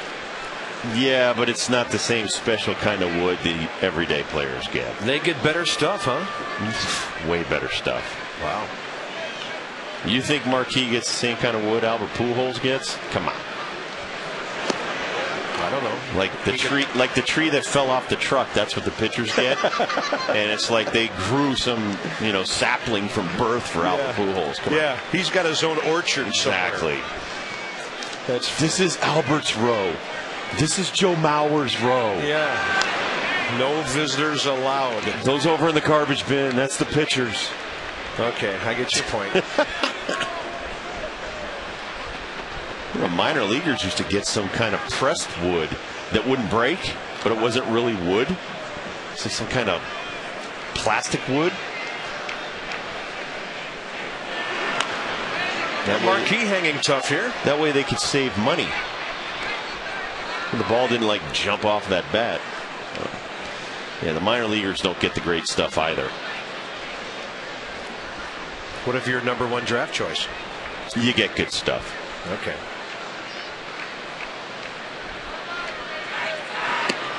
And if you do like I did when I once got to the major leagues, you give all your extra stuff back to the minor leaguers. I used to take it back to Sammy Mahias down in the minor leagues. And actually, I used to get a lot of glove companies to give me free gloves, even though I had a contract, and give them to the minor leaguers because they don't have enough. Yeah. And a big breaking ball had Marquis out of his stance. And Ron Vallone gets a strikeout, starting the 6th. Who was the last Nationals pitcher to beat the Rockies? The Nats haven't beaten this ball club since August 7th of last year. Oh, look, it's Scorebook Bob is right. That's right. If you'd buy one, you'd know this. I'm kidding. August 8-7 of 08. And the Nats beat the Rockies 6-3 in the second game of a doubleheader after Jason Bergman beat them as a starter with 7 innings in the first game. All right, how far back do your books go that you have on hand? To opening day of 2006, my first game with the Nats. Okay. And I have others at home, of course, that go back to the 80s. Back when Walter Johnson pitched? No, that's Phil Wood. Oh, that's right. Phil's the only one who's seen Walter.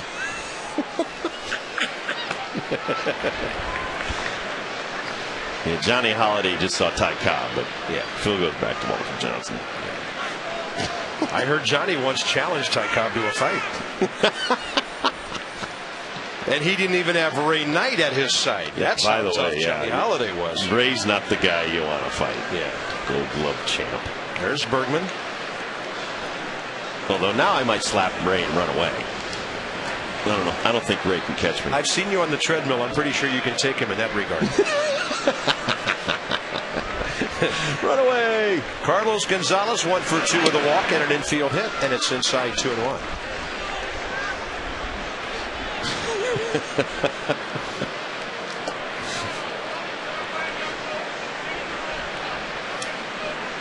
We call him Cardio Rob around here, folks. I do love the treadmill.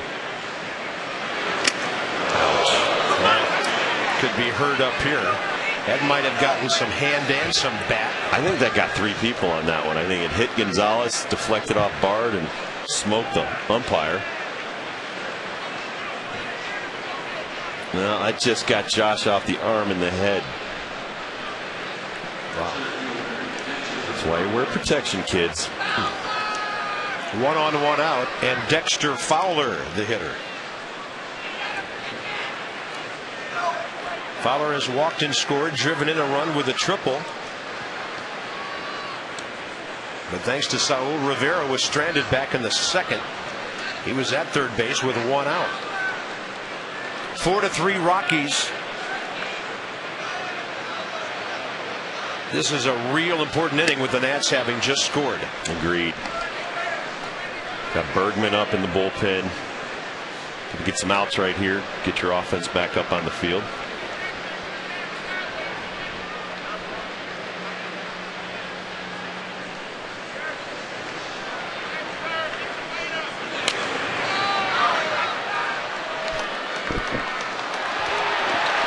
Fowler only had 26 major league at bats coming into this year. He spent last year at Double-A Tulsa, where he hit .335. The Rockies, they have an interesting thing they do with a lot of their players. A lot of them go right from Double-A to the major leagues, because Colorado Springs, their Triple-A, is a hard place to gauge how good a hitter is, because the ball carries just like it does in Denver, and sometimes it's deceptive. So they tend to have their really good prospects at Double-A, and then some of the other guys filling out the organization at the Triple-A ball club. Now, if you want to test a pitcher, send him to Colorado Springs and see how good he is. That's a good changeup by Vallone. 2 balls, 2 strikes. Well, I think if you're talented, a lot of times now, wherever you're playing, you may jump right from AA to the big leagues, AAA to the big leagues, but they know they've got you slotted. Great changeup right there, sold by the fastball action. But I know the Dodgers used to talk about that. Their AAA for many years was Albuquerque, and it was hard to judge hitters, their power, because the ball carried so well, and some of those guys would make it to Dodger Stadium where it's so spacious and the power just wasn't there. Wow. That was a good pitch on 2-2. I think this surprised the umpire right here on this pitch. Watch this 2-2 pitch on the inner half. Yeah. Piece of the ball evidently caught the edge. Will the Rockies start the runner with Gonzalez? You would think so. He's stolen 8 bases in 9 attempts this year. Gonzalez the runner, Fowler the hitter, and a drive to center for the Nats. Luckily hit right at Niger Morgan for the second out.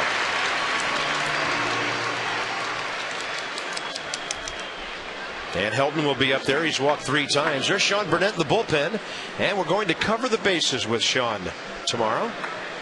That will be very interesting. Part of the Niger Morgan deal. He was born in Dunedin, Florida, the longtime spring training home of the Toronto Blue Jays.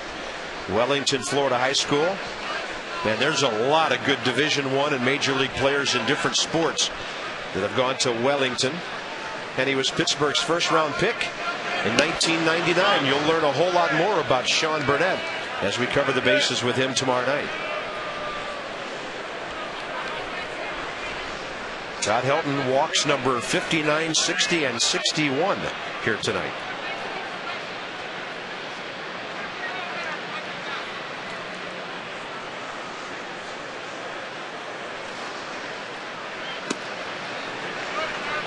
Two 2-0 from Vallone.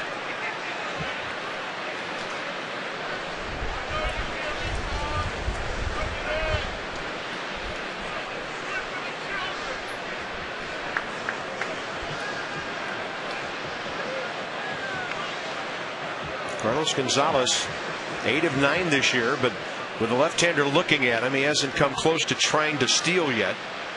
He was running on a 3-2 pitch, and that's a little bit outside, and that side of the plate, the zone is small at the moment.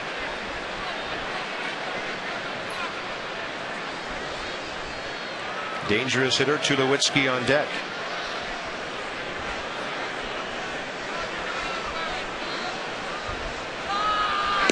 Good fastball. And by the way, the Phillies have gone bombs away on Arizona tonight. We told you Utley homered earlier. Ryan Howard's 31st. He's tied with Dunn. Jason Worth is 26th at 7-1. Philadelphia. Buchholz is getting the better of Halladay. 5-1 up in Toronto. Yeah, that's a good pitching matchup tonight. 3-2 now.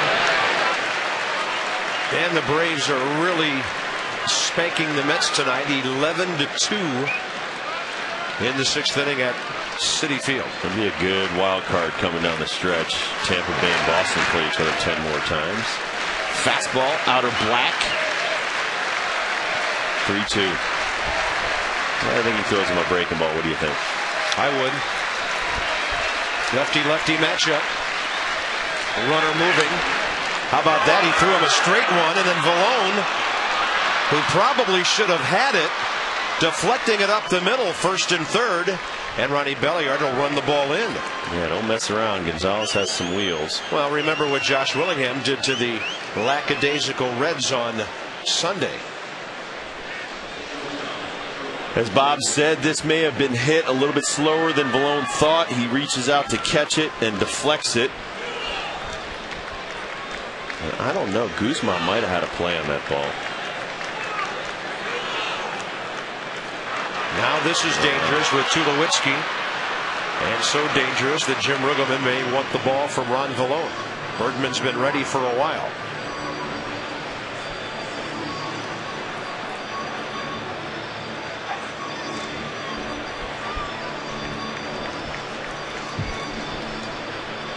By the way, Todd Helton has been on base every time tonight, and Adam Dunn's been on base every time tonight. So those two guys are spending way too much time together over there. Well, Bard calls back the middle infielders. And this will be a good test for Ron Vallone against a dangerous right-hander. And the situation here is maybe don't throw anything over the plate that he can drive, because there is a left-hander on deck. So it's Tulowitzki and then Haup.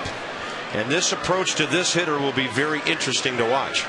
Well, and you also keep the runner close at first with a left-hander on the mound. Keep the force in order at second base, so you're hoping for a ground ball. Don't want this to become a huge inning if that were the case. He might throw 4 of them right out there. Maybe showing something off the plate inside. Tulowitzki tonight 1 for 3 with a big hit for the Rockies, a 2-run double with nobody out in the first. They had the bases loaded with nobody out, scored 2, had second and third nobody out, didn't score any more. Change up 2-0.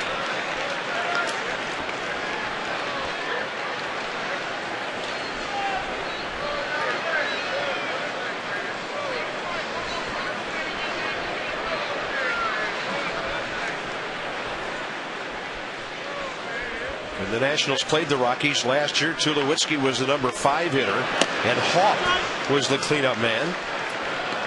But now Jim Tracy goes left, right, left with Helton, Tulo, and Haup. 3-0. And you know the green light's on here if he sees a fastball down the middle. We would not expect the Nats to throw one.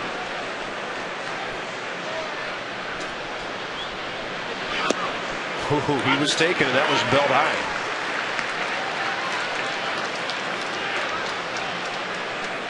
I'm pretty sure Jim Tracy would have him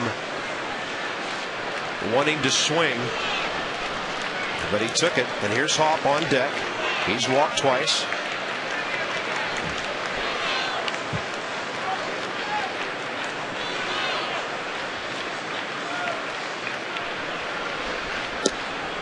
And there's the ball 4 pitch we expected. Bases loaded, 2 outs. It'll be lefty-lefty with Vallone and Haup. So a hit batter, an infield hit, and a walk, making this suddenly a long inning.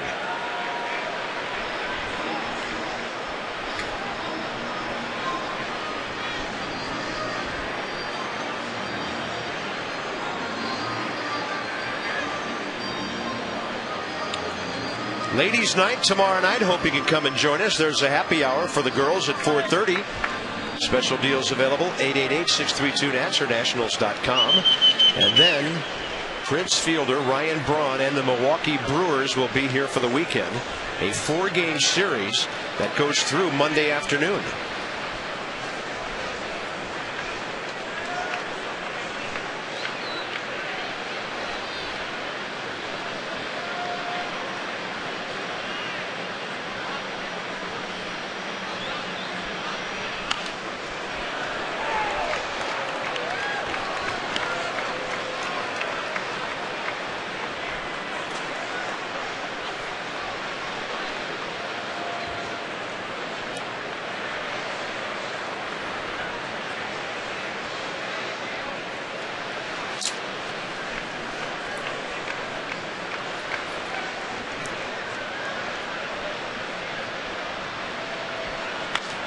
Had him reaching, out of play. No balls, 2 strikes. Well, now Adam LaRoche and Matt Diaz have homered, and the Braves lead the Mets 14-2. Marlins are underway. By the way, at Houston, they got 2 in the first, but the Astros got 3. And they're now in the 3rd inning, 3-2 Houston. There's the base bunch. Gonzalez at third, hit by a pitch. Helton the infield hit off of Vallone's glove, and then the walk to Tulowitzki. The count is 0-2 to Brad Haup. That's a good breaking ball. Too bad he didn't bounce it fair.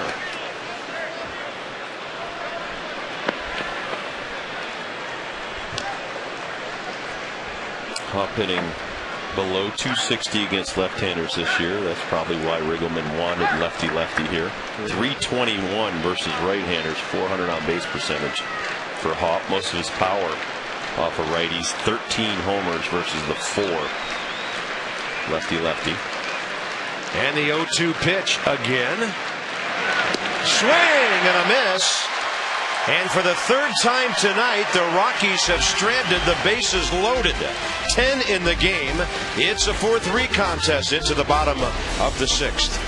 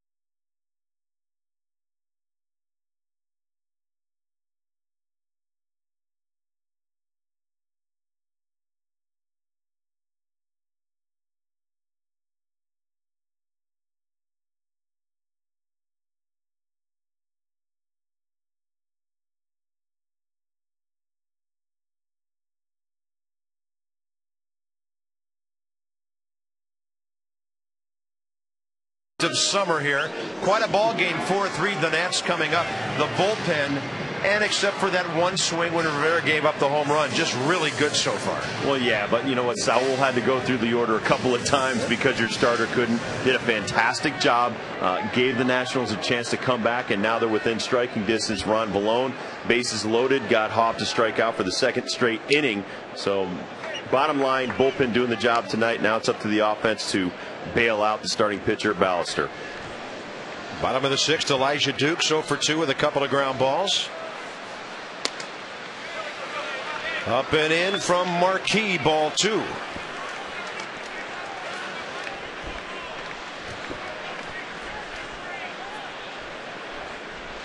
Marquis up to 73 pitches through 5. He had averaged only 12 pitches per inning his first 4.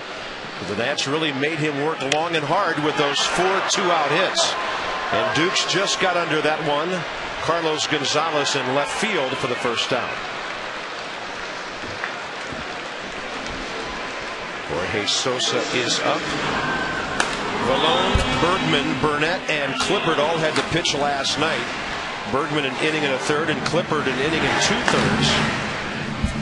Score of that ball game was 4-3 as well. And here's Belliard. Bard to follow. There's that good sinker. And when Marquis starts that thing about thigh high and gets it across at the knees, he's pretty tough. There's the ex-Nat, Joe Beimel. And a ground ball left side, cut off by Ian Stewart. I told Joe today, you look good in black. He said, I'm not too sure about the purple trim, though. There's our buddy Joe. And tonight's copyrighted telecast presented by authority of the Washington Nationals may not be reproduced or retransmitted in any form, and the accounts and descriptions of this game may not be disseminated without the express written consent of the Washington Nationals.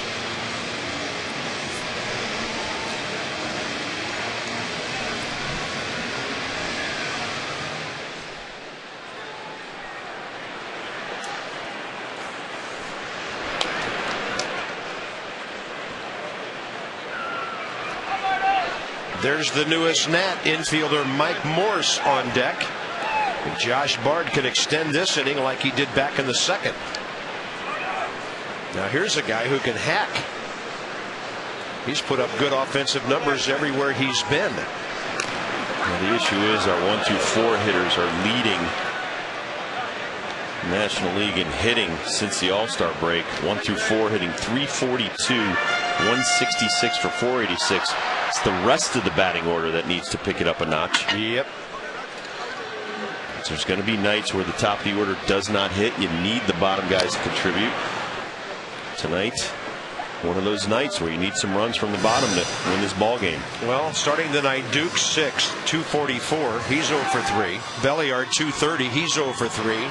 Bard 232. Josh broken 0 for 14 with a base hit. He's 1 for 2.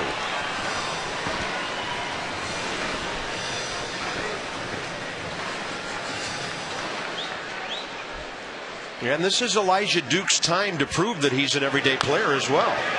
Bard hits that ball hard, but right at Clint Barmas, and the Nats go in order in the bottom of the 6th inning. It's the bullpen against Marquee and the Rockies in a 4-3 game.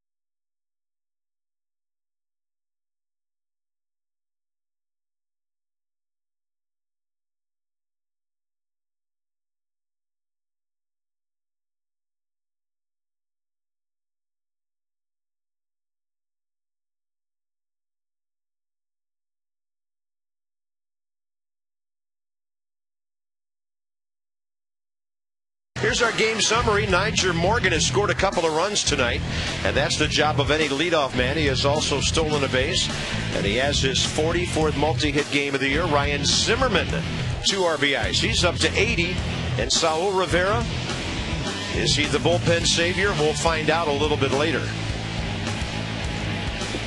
Rockies lead it into the late innings now. Top of the 7th, and Ron Vallone still pitching. He's got a left-hander, Ian Stewart, but the Nats have Sosa ready with Barmas in the on-deck circle. We've got to give a little shout-out to the Edinger family that was at the game last night and watching on Masson tonight. Bob and I want to give our best to you and your family. Yeah, that's awesome. We love feedback. And a great friend of mine celebrating a birthday in North Arlington tonight, Cindy Walls. Happy birthday to her. Wow. And her I know the Walls. Family. They used to be your neighbors in California. And I used to work with John Walls. Yes, sir. They still run all the time, too. They're really healthy. Yes, they're really healthy, it's true. 1 ball and 1 strike to Ian Stewart. I hate runners. Yeah, I do too. All they do is run. That's why you and I stand around and pump iron. There you go. You don't have to go anywhere. Arr, pump iron, more iron. You know, it was funny after we left Pittsburgh and you were obsessed with Pirates for 4 days. I saw a T-shirt that said, "To err is human, to R is pirate." Very nice. I thought of you. I know. You tried to buy the shirt for me. I appreciate that. Yeah, the guy wouldn't sell it to me. He didn't have anything else to put on. Low and away, 2 balls, 2 strikes. We also met some of Arlington's finest last night. We were out at dinner after the game. Yes, you did.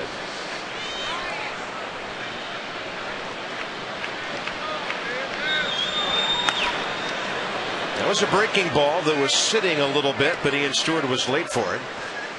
And the count remains 2-2 here, leading off the top of the 7th.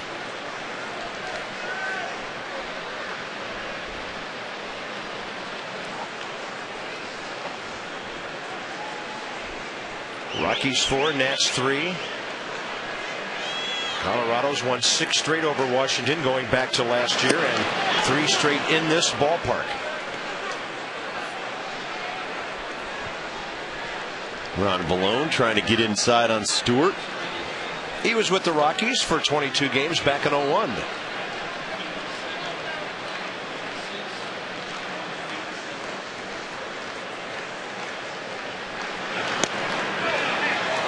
Ron Vallone not missing by much, but he walks the left-handed batter.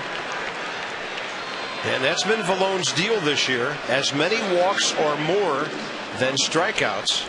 And the leadoff man's aboard here in the 7th. Now this is a dangerous matchup, and Jim Riggleman's going to make a double switch.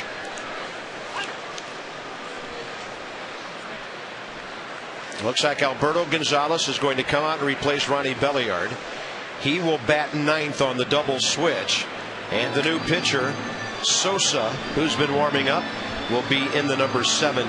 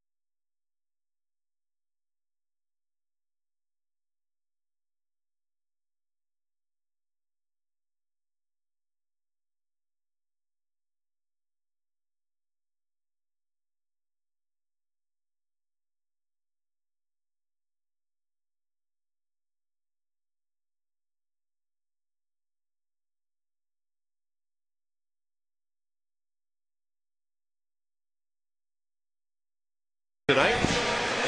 And we are in the top of the 7th inning, and the Nats will wrap it up with the Rockies tomorrow night. Right-hander Jason Hamill. He started against the Nats on July 7th, went 5 2/3. The Nats had 10 hits and 4 runs against him, but the Rockies won the game 5-4.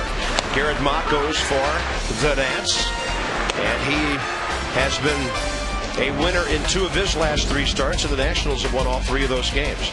We'll start you off here at the ballpark with Johnny and Ray at 6:30 Nats Extra.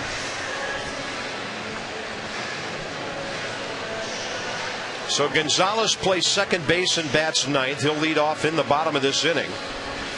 And Jorge Sosa faces Clint Barmas, Chris Iannetta, and possibly Jason Marquis. Marquis thrown 82 pitches in 6 innings, so he should be good to go for a while. Barmas with a double, a homer in 3 trips. 3 for 7 in this series with 2 solo home runs.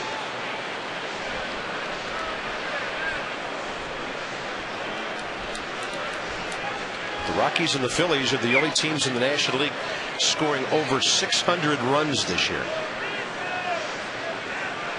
And that's right at an average of 5 runs a game. Nats and the Rocks playing their 120th game of the year tonight.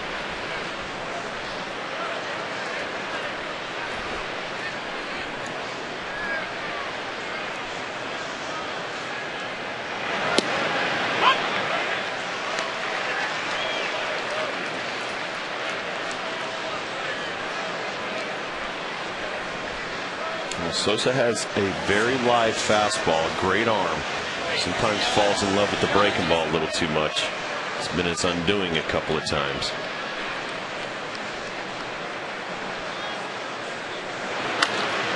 And a pop-up. He had the right-hander reaching. Ryan Zimmerman takes charge. We told you about Johnny and Ray joining you before the game tomorrow night. They'll be with us after the game tonight. Nats Extra presented by Verizon Fios. Ballister struggles. Saul impresses. And let's see if the Nats can come back and win. Post-game thoughts from Jim Riggleman and Jason Hamill. Garrett Mock, the two pitchers we just showed you. Ray's thoughts on that matchup tomorrow night. Here's the catcher, Chris Iannetta.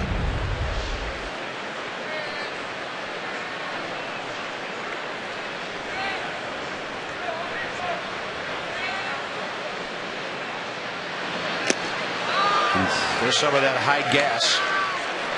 Actually, that was a bad breaking ball.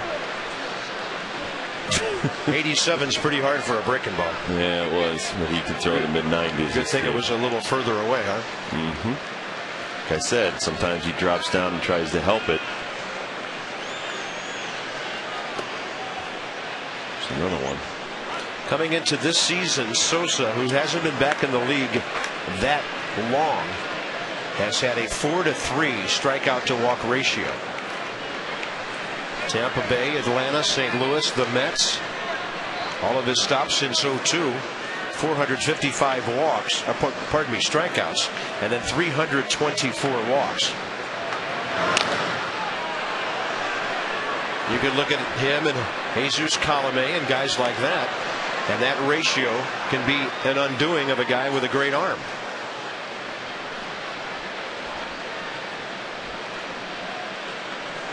You got to trust your stuff. Got to believe in whatever you possess, that no one can hit you. Talked about it a lot.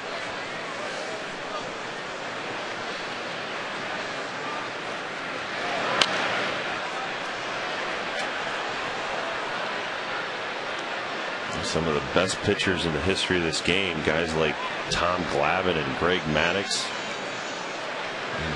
they didn't have to overpower you. They hit their spots and they made you hit the pitches they wanted you to hit, to get ground balls, to get fly balls. Burt Blylevens, they didn't possess 98-mile-an-hour stuff.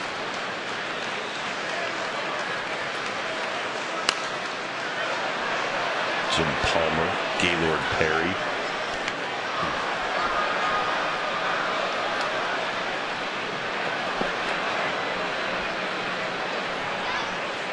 $16,187 at the ballpark tonight for Game 2 of the Colorado series.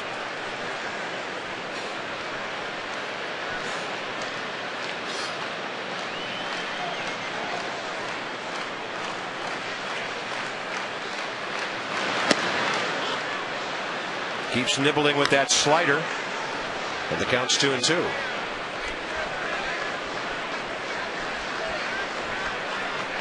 Well, between Vallone and Sosa, deliberate working styles. That's the game coming to a screeching halt. There you go. See, we've worked together long enough now. You know my bad jokes. Oh, I knew those right away. No joke on this one. Josh Bard right there to grab it. And a big second out. Sweet. For Jorge Sosa. Jason Marquis will be a gentleman and hand the catcher his mask and step in to hit. We thought Marquis might stay in the ball game. In 6 innings, 82 pitches. And the Rockies have had bullpen issues this year. As we mentioned last night, their bullpen ERA is a half run per game higher than the starters. Overall, they're 6th in the league at 4.22 coming in.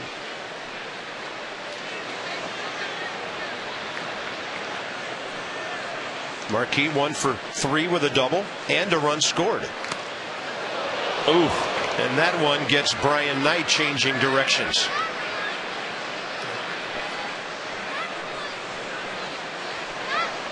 Mike McGowan out to help him out. Oh, right off the side of the head. Wow. That's Brian Knight does not wear the full headgear like you see Josh Bard. He wears the old style front face mask, and Mike has him moving his eyes around.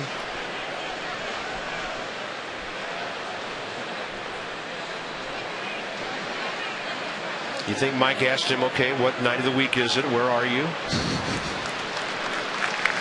Who are the teams? Is it day or night? How many fingers am I holding up?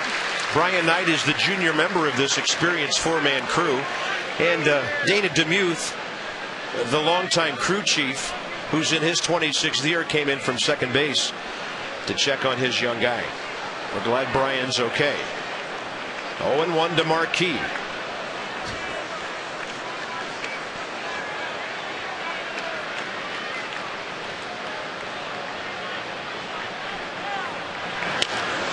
And he'll slap it out of play. Strike two.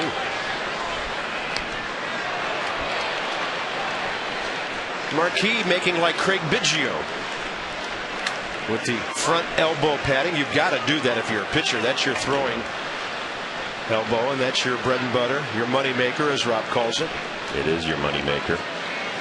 And a very good one for the Rockies this year. Well, a lot of people probably thought it was a very expensive pickup for the Rockies to get Marquis from the Cubs. Still had some time left on his contract.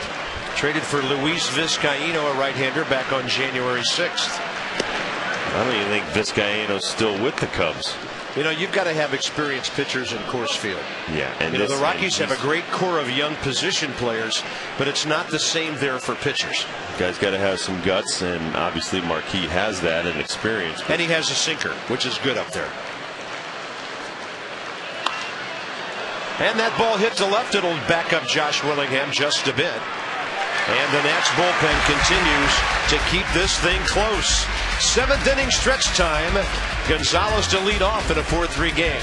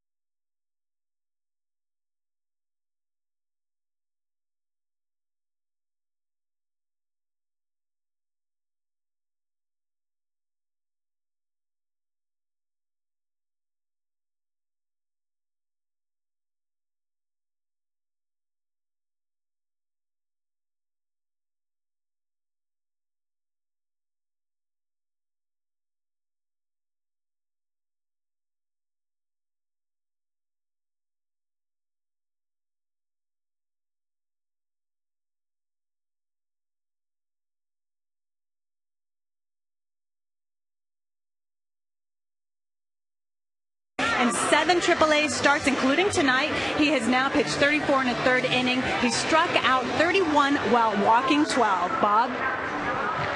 Thank you, Debbie Taylor. Names to keep an eye on. It's an organization of opportunity. You pitch well, you will be looking at the Capitol Dome in short order.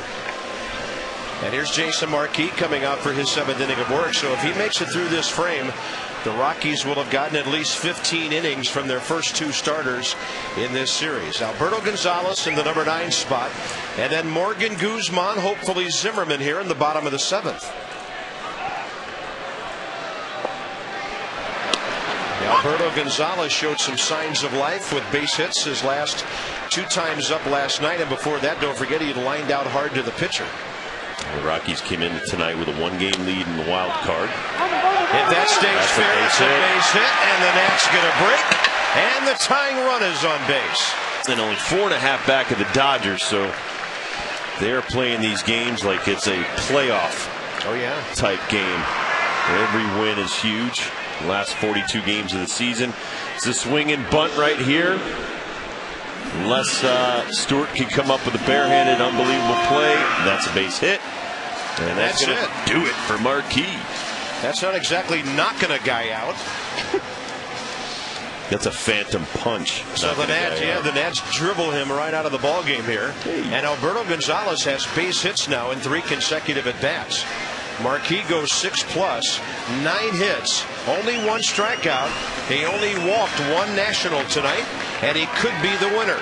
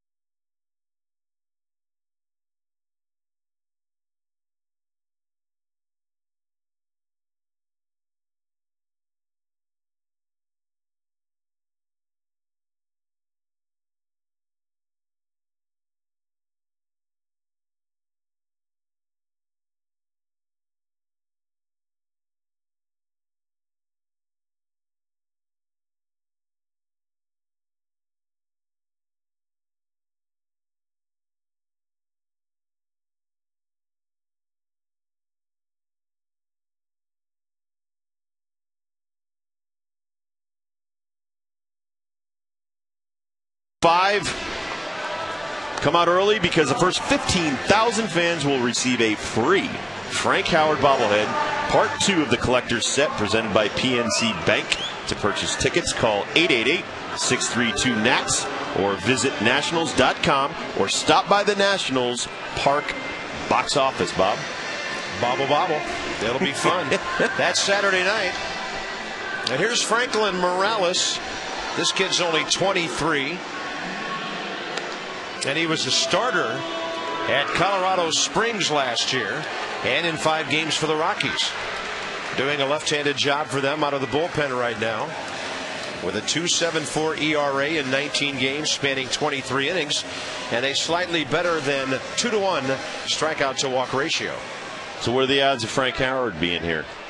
Old Hondo. Good question. Anybody know where he is? Let's see if I can get a hold of Gene Michael, see if he knows what Hondo is. Morgan lays down a perfect sacrifice bunt. Woo! Almost. Helton had to reach for the throw. Morales almost threw that away. That would have been very helpful. Tell our pitcher step and throw. He had a little bit more time, but he rushed the throw, almost threw it away. Let's check this out right here. Very nice bunt, deadened by Nyjer Morgan. Morales is going to come in and he's going to spin and throw, but you got to still right yourself. Pick up your target. Nice play by Helton. Now the Nats have 2 shots with the tying run at second base. Guzman batting right-handed. Obviously not as many ABs there this year, but he's been very good with a batting average of .323, 32 for 99. It's not too shabby. He has 1 RBI tonight. Good speed with Gonzalez. Great arm in right field and a pretty good one in center with Dexter Fowler, who has 5 assists.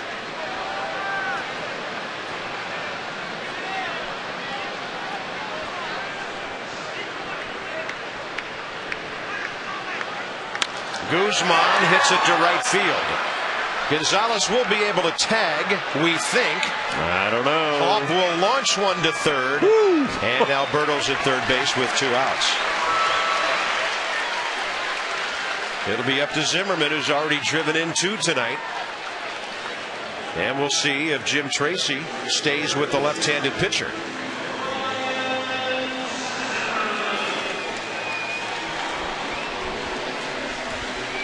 Guzman late on that fastball, but he still gets enough of it to move Hop back. Gonzo, everything he's got right there, because Hop makes a play of it.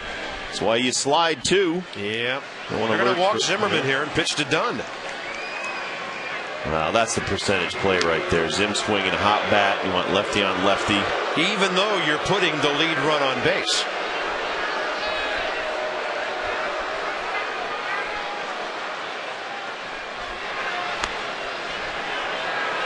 Adam Dunn's had a perfect night tonight with a walk and 2 ground ball hits. Yeah, but you got a guy with a triple and a double standing in front of you. It'll be interesting to see what defense the Rockies will play here. There will be a runner at third, a runner at first. But the last time Adam Dunn batted, the only man on the left side of the infield was Ian Stewart, who saved a run by diving and keeping his ball on the infield. So let's see where Tulowitzki plays.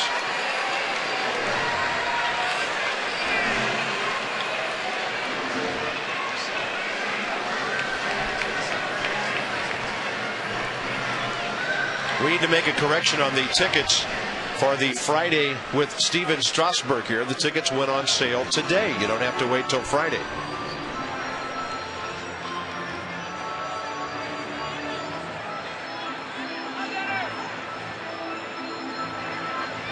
Adam Dunn is coming up after they huddle here.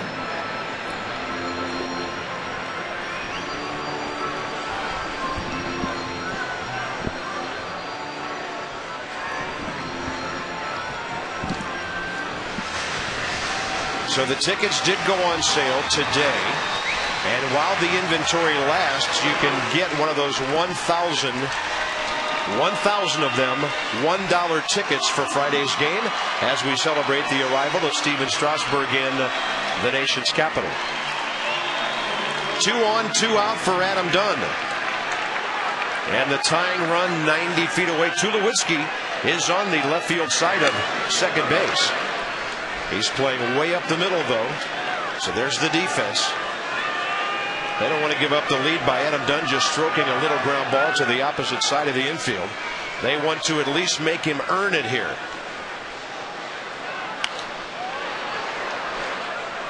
Well, you got a kid that throws 93, good breaking ball, but you also don't want to give it away where you're going to try to pitch Dunn. So that's why you see the normal or almost normal configuration on defense. I mean, if I'm going to get beat and this kid throws 93, I'm going to get beat away. 1-1 to Dunn. Way outside and a big time slide by Chris Iannetta. Okay, that's a little bit too far outside. That is a save right there by Iannetta on that ball. It would have been tie ball game.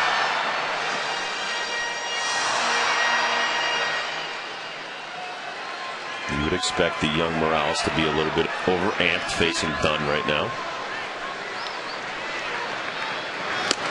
And he blows a fastball by him. And the count's even 2-2.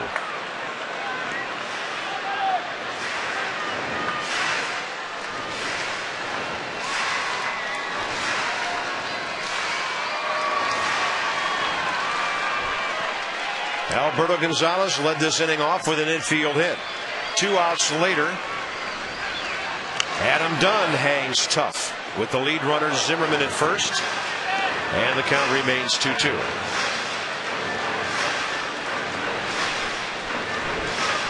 If the inning continues, there's a hammer waiting.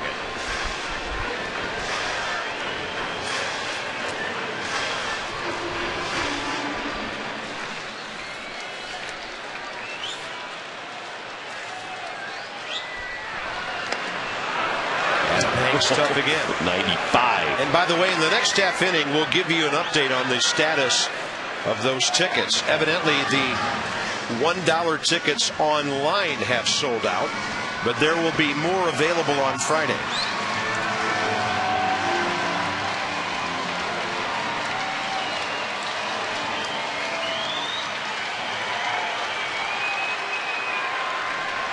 Two on, two out.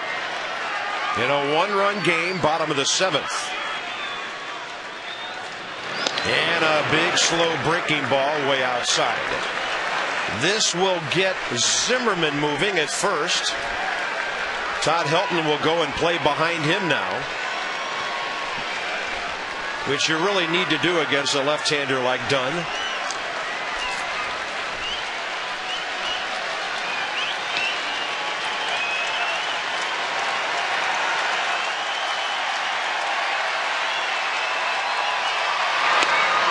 He will take a fastball that strikes him out.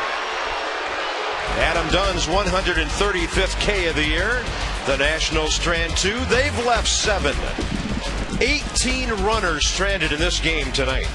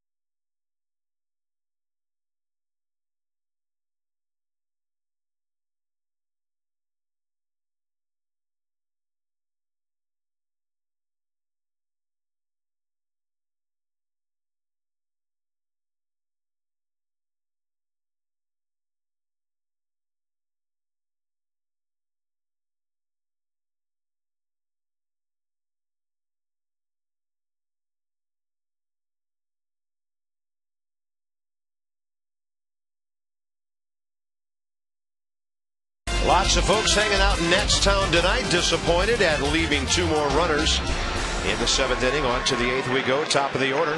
Jorge Sosa still pitching, and the Rockies continue to lead 4-3. All right, folks, let's clarify everything for the 1,000 $1 tickets. The ones that went on sale for Friday online today are already sold out. Many of you who've been online have already found that out. But on Friday, the day of the game, there will be 1,000 more of those $1 tickets released at noon at the Nationals Park box office. So you can drop by the ballpark at noon on Friday and get yourself a $1 ticket for the Friday game. And you can also stick around and come into the festivities at 2 o'clock when Steven Strasburg is officially introduced to the media and to the fans here at the ballpark.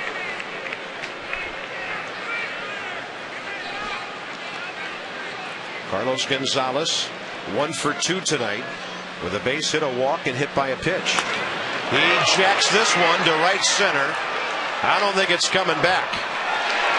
And the Rockies lead 5-3. Gonzalez has homered for a career high 4th consecutive game, his 8th of the year. And the Rockies have a 2-run lead now after the Nationals did not take advantage of their opportunity. Pretty good looking kid right here. He was scouted by our own Mike Rizzo. This is a sinking fastball down and away, or a changeup, and he just unloads on it. Another talented young man right here with a lot of speed.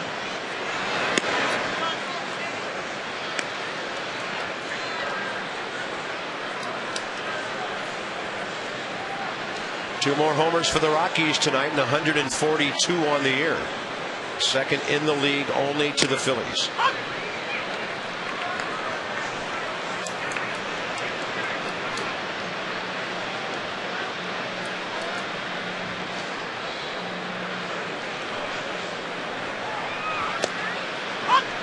One and 2.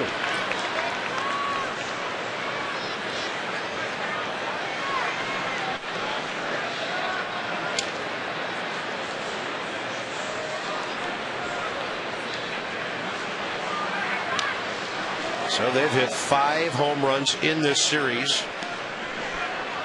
And the home team, 0.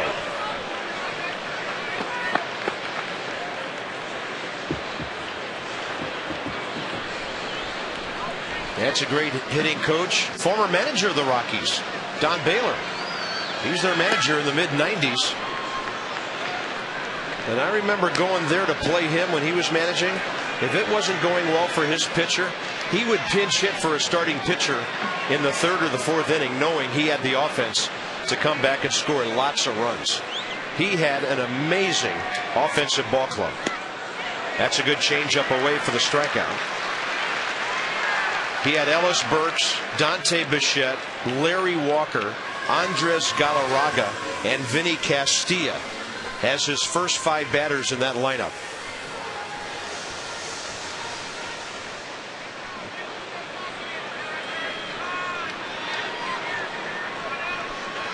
See the strikeout right there. Fowler strikes out way too much for a young man. He needs to put the ball on the ground, especially with his speed. Yeah, that's his 102nd strikeout.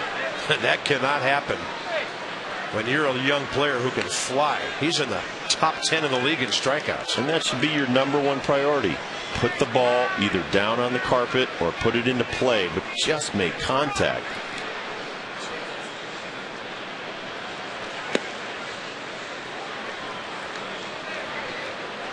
Todd Helton, 3 walks and a base hit tonight. So his .397 on base average is skyrocketing again. Well, the first home run that Rivera gave up from the bullpen, not so bad because he'd been in there an awful long time. But Sosa, that home run hurts. He's a veteran pitcher against a rookie hitter. Let the kid get full extension on that pitch.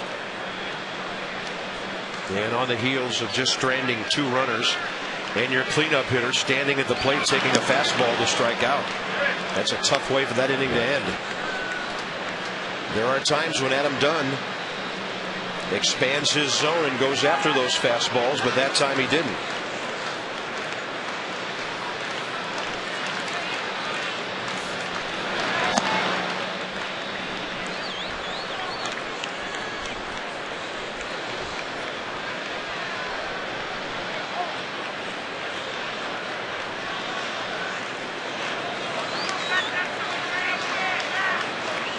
Three and 2.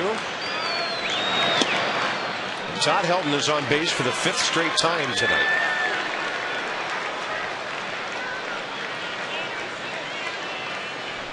That'll bring in Troy Tulowitzki.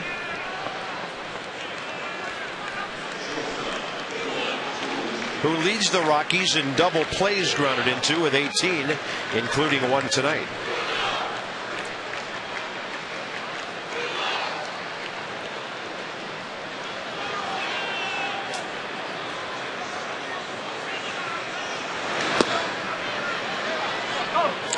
Another breaking ball.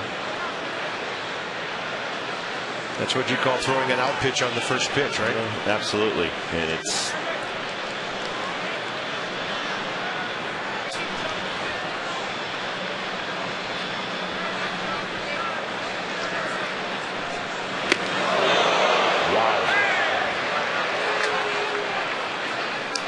although it looked worse than it was. Yeah, it was an 85-mile-an-hour changeup. Yeah. This is a changeup right here. Just overthrows it.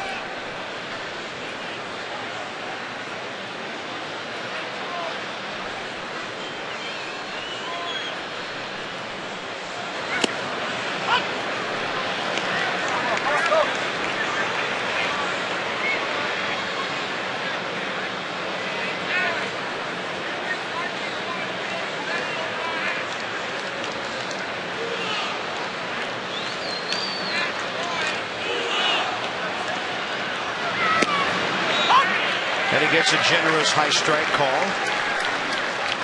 Well, Tulowitzki liked it. One breaking ball in the dirt and 3 straight changeups to a righty. So what are you changing up off of? Well, exactly. Nothing. But, you know, you're a power pitcher. You throw nothing but breaking balls. It's perplexing. That ball gashed at the shortstop. Guzman to Gonzalez. And the Nats turned their second 6-4-3 on Tulowitzki tonight. In the bottom of the 8th, Willingham dukes and then the pitcher spot. It's now a 2-run game.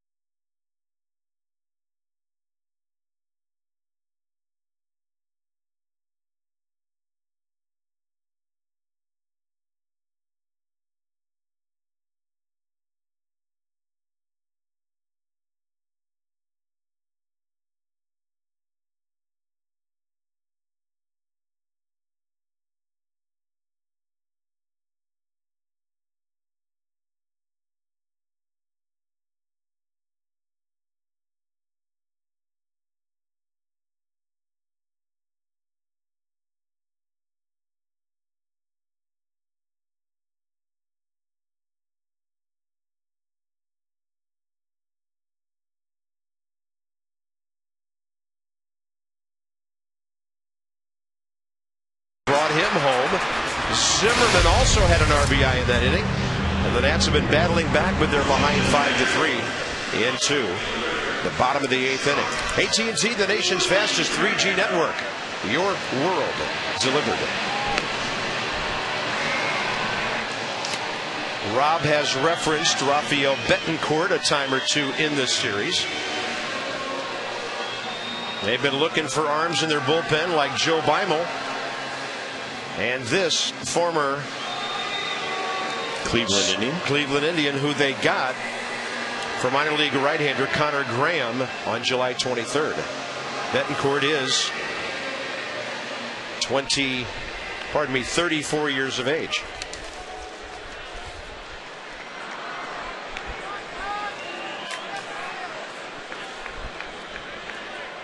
A couple of years ago, he was one of the best setup guys in the game last year. And they've tired a little bit. Seems to have gotten his stuff back this year. Stock rose up high enough to trade him. Here's Willingham. And the Nats are getting down to that part of the order now. It's going to have to do something. They have 1 base hit and 1 pinch hit from 5 through 9 tonight. That was Alberto Gonzalez last inning. Swinging bunt and Bard single back in the second. Willingham now behind in the count quickly 0-2. Josh is 0 for 3. I think it's safe to say Willingham doesn't like hard sinker ball pitchers a whole lot. He struggled last night, did have 1 double against Ubaldo Jimenez, but Jason Marquis had him 0 for 3 tonight with 3 ground balls, one of them a double play, and Joe Beimel is throwing again.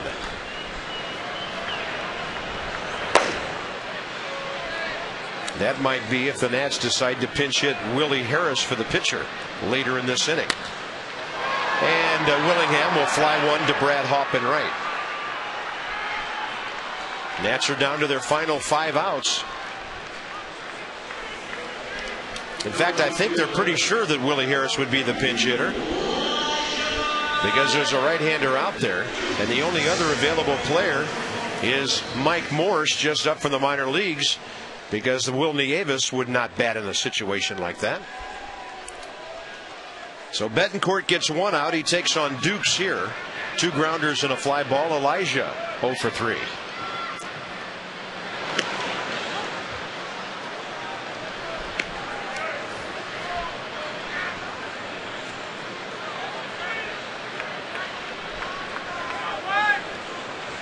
And a good Colorado pitching staff, 6th best in the league, has shut down one of the highest flying offenses in baseball in these 2 games. And Dukes will get jammed and pop that up. Clint Barmas for the 2nd out. And here comes Willie Harris. Now with nobody on base and a 2-run lead, maybe Jim Tracy doesn't make the move to Beimel here. Harris is being announced.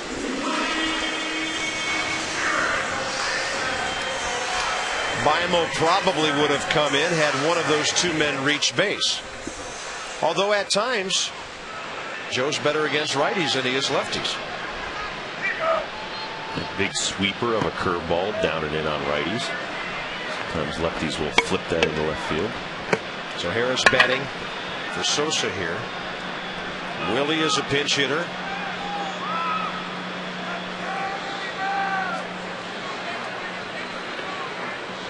Four for 20 on the year.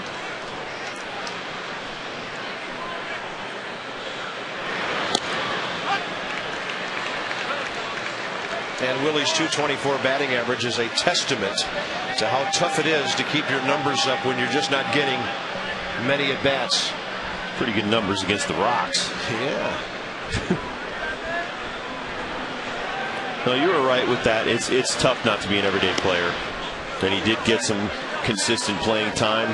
Started to get the average up there. Then Willingham took over. You had Dunn out there. You got Nigel Morgan.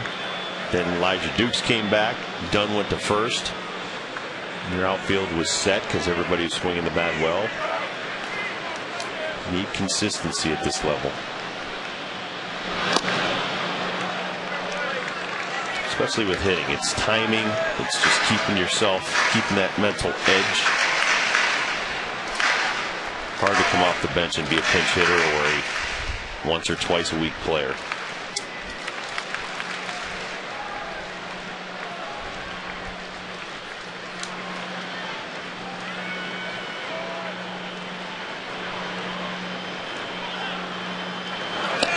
And Willie very late for that.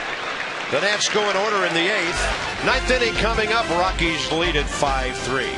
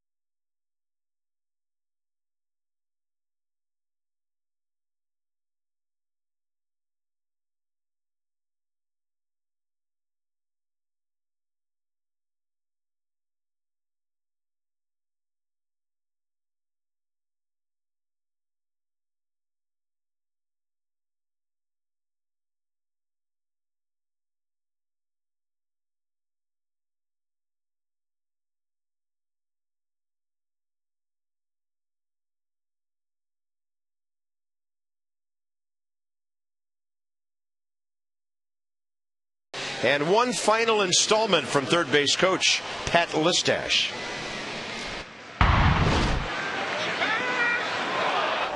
was out, too. Hey, what's up, Nats Town? Anywhere on the ground except the pitcher. T Plus, Pat Listash, what up, baby? Oh, jeez. You don't even know where the ball went.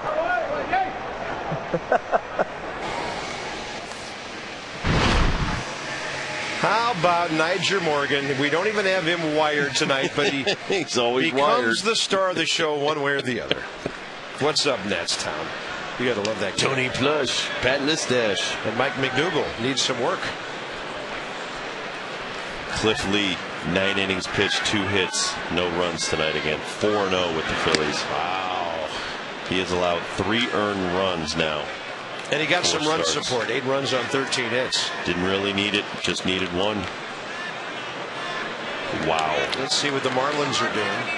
They're trailing in the 6th at Houston 4-3.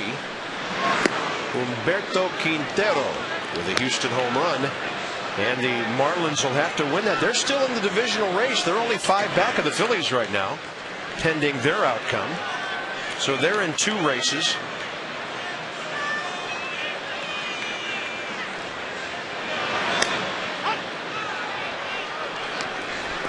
And the Rockies lead the Giants, who are getting a gem of a ball game tonight from Barry Zito at Cincinnati against Bronson Arroyo. 1-0 Giants in the top of the 9th. Rockies are 1 game ahead of San Fran and 2 up on the Marlins in the wild card. And McDougal has Brad Hawk very tardy right there.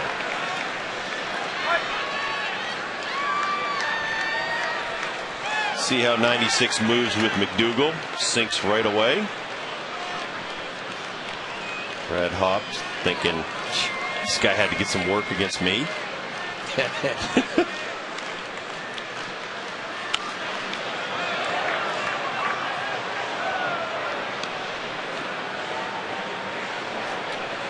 And not to be forgotten in all of this, Houston Street is lurking again.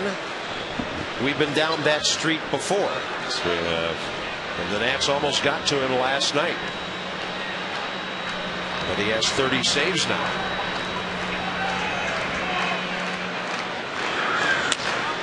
Oh, look at that swing. After looking bad, Hawk dumps one down the left field side. And a leadoff double here in the 9th.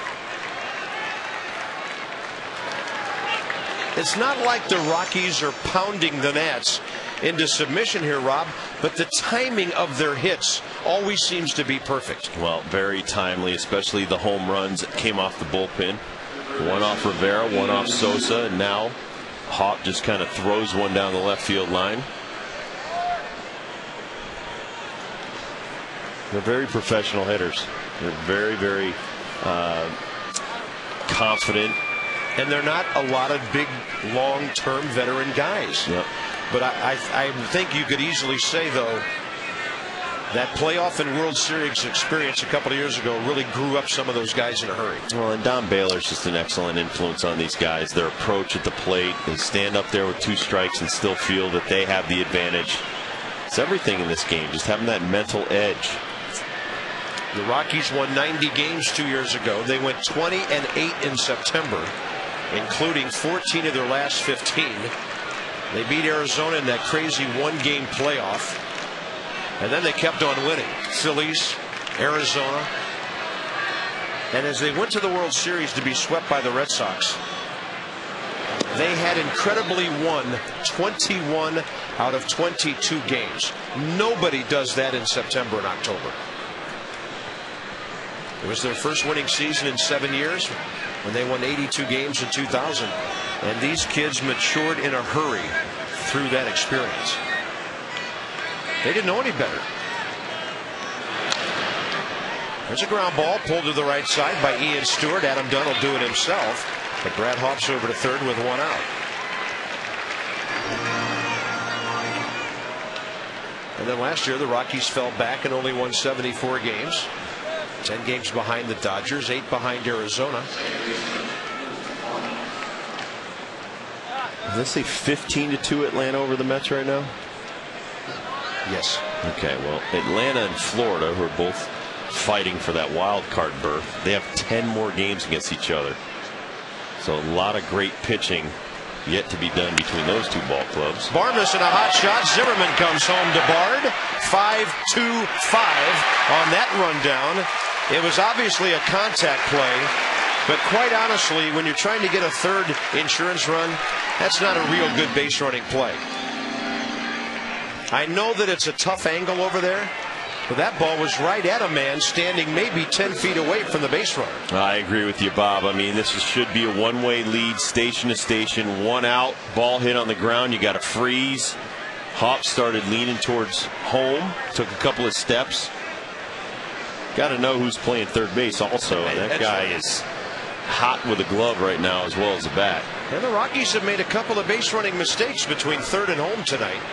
Actually, the other one ended up between third and home, but it was a base running mistake by a runner breaking too quickly off of first base. So 2 outs and a runner at first now. And McDougal trying to get this last out to keep this a 2-run game into the bottom of the ninth. And the Nats do-ups, by the way, are Bard, Gonzalez, and then Morgan.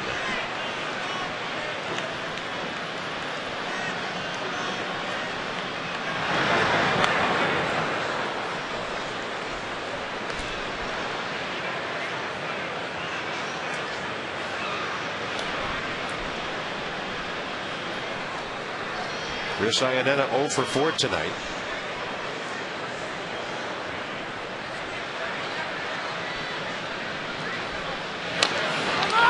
And a little ground ball here in the top of the ninth. We welcome those of you who just joined us after the Baltimore-Tampa Bay game. Adam Dunn takes care of it.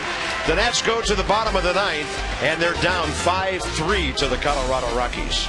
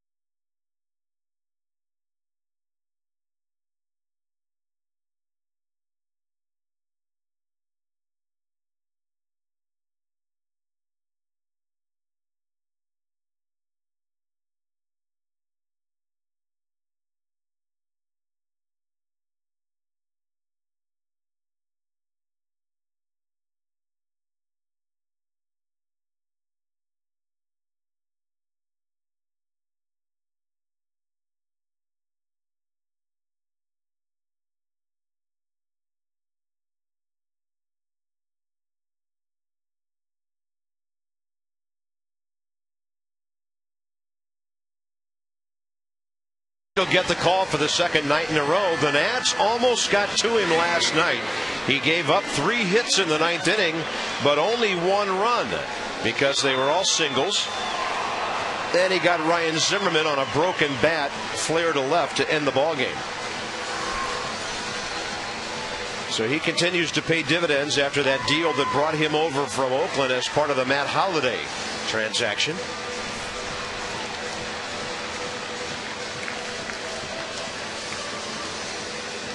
His second career 30-save season. Josh Bard, Alberto Gonzalez, and then Niger Morgan here in the bottom of the ninth. And by the way, Houston Street only 1 blown save all year. He's 30 for 31. So the Nationals came close to doing last night what hardly anybody else has been able to do. Get to Houston Street. He has 22 in a row since June 8th. And that's coincided with this Rockies hot streak when they've had the best record in Major League Baseball, 48-25, since the firing of Clint Hurdle right at the end of May. Josh Bard 1 for 3. Alberto Gonzalez 1 for 1. Niger Morgan 2 for 3. The do-ups here, bottom 9. Rockies are trying to win their 67th game of the year and go to 14 games over 500. By the way, the Giants in hot pursuit of them, leading 1-0, bottom of the 9th at Cincinnati. Josh Bard, first pitch swinging. Gets a good piece of it, and that ball continues to fly. It's a home run, and it's a 5-4 game. Josh Bard's third home run of the year. The Nats score for the second straight night against Houston Street, and for Josh Bard, only his 31st career home run. Well, that guarantees Guzman will bat in this inning. You see where they want the pitch. It comes back across the plate. Looks like a sinker. It's supposed to be thrown right at the hip. Comes across. Bard all over it. There's another sinker down and in on the righty. And here's Alberto Gonzalez. He has hits in 3 consecutive at-bats in this series.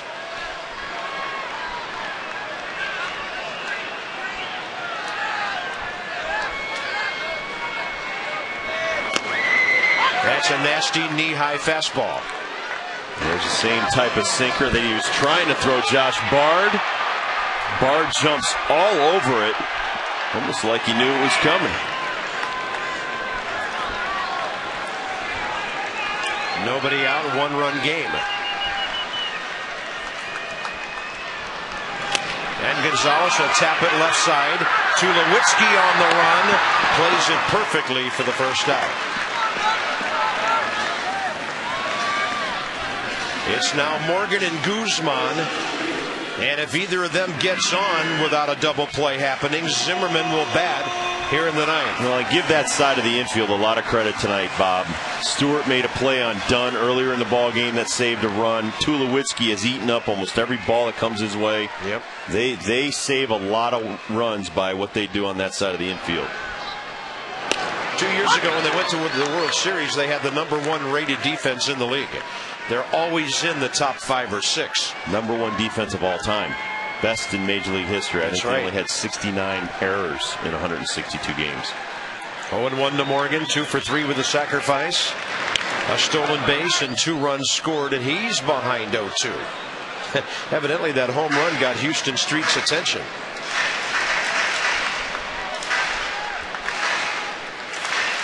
Four to 3 Rockies last night when the Nats got a run in the 9th. It's 5-4 tonight.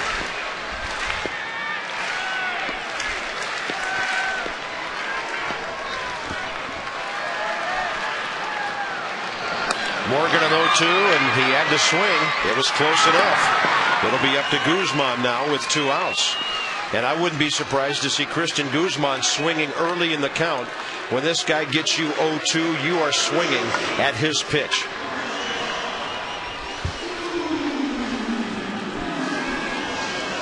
Well, Street doesn't throw a lot of sliders or breaking balls because he doesn't have to. He throws a lot of strikes, and he's got a hard sinker. Not a lot of closers go with the sinker. Guzman 1 for 3 with a sacrifice. The ball outside, so he didn't bite on it. Yep. Dropping down to a lefty, you almost show him the pitch. It's not very deceptive.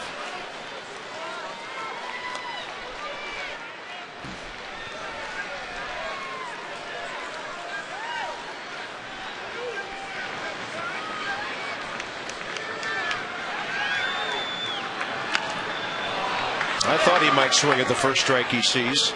He saw what happened to Gonzalez and Morgan when they got to 0-2.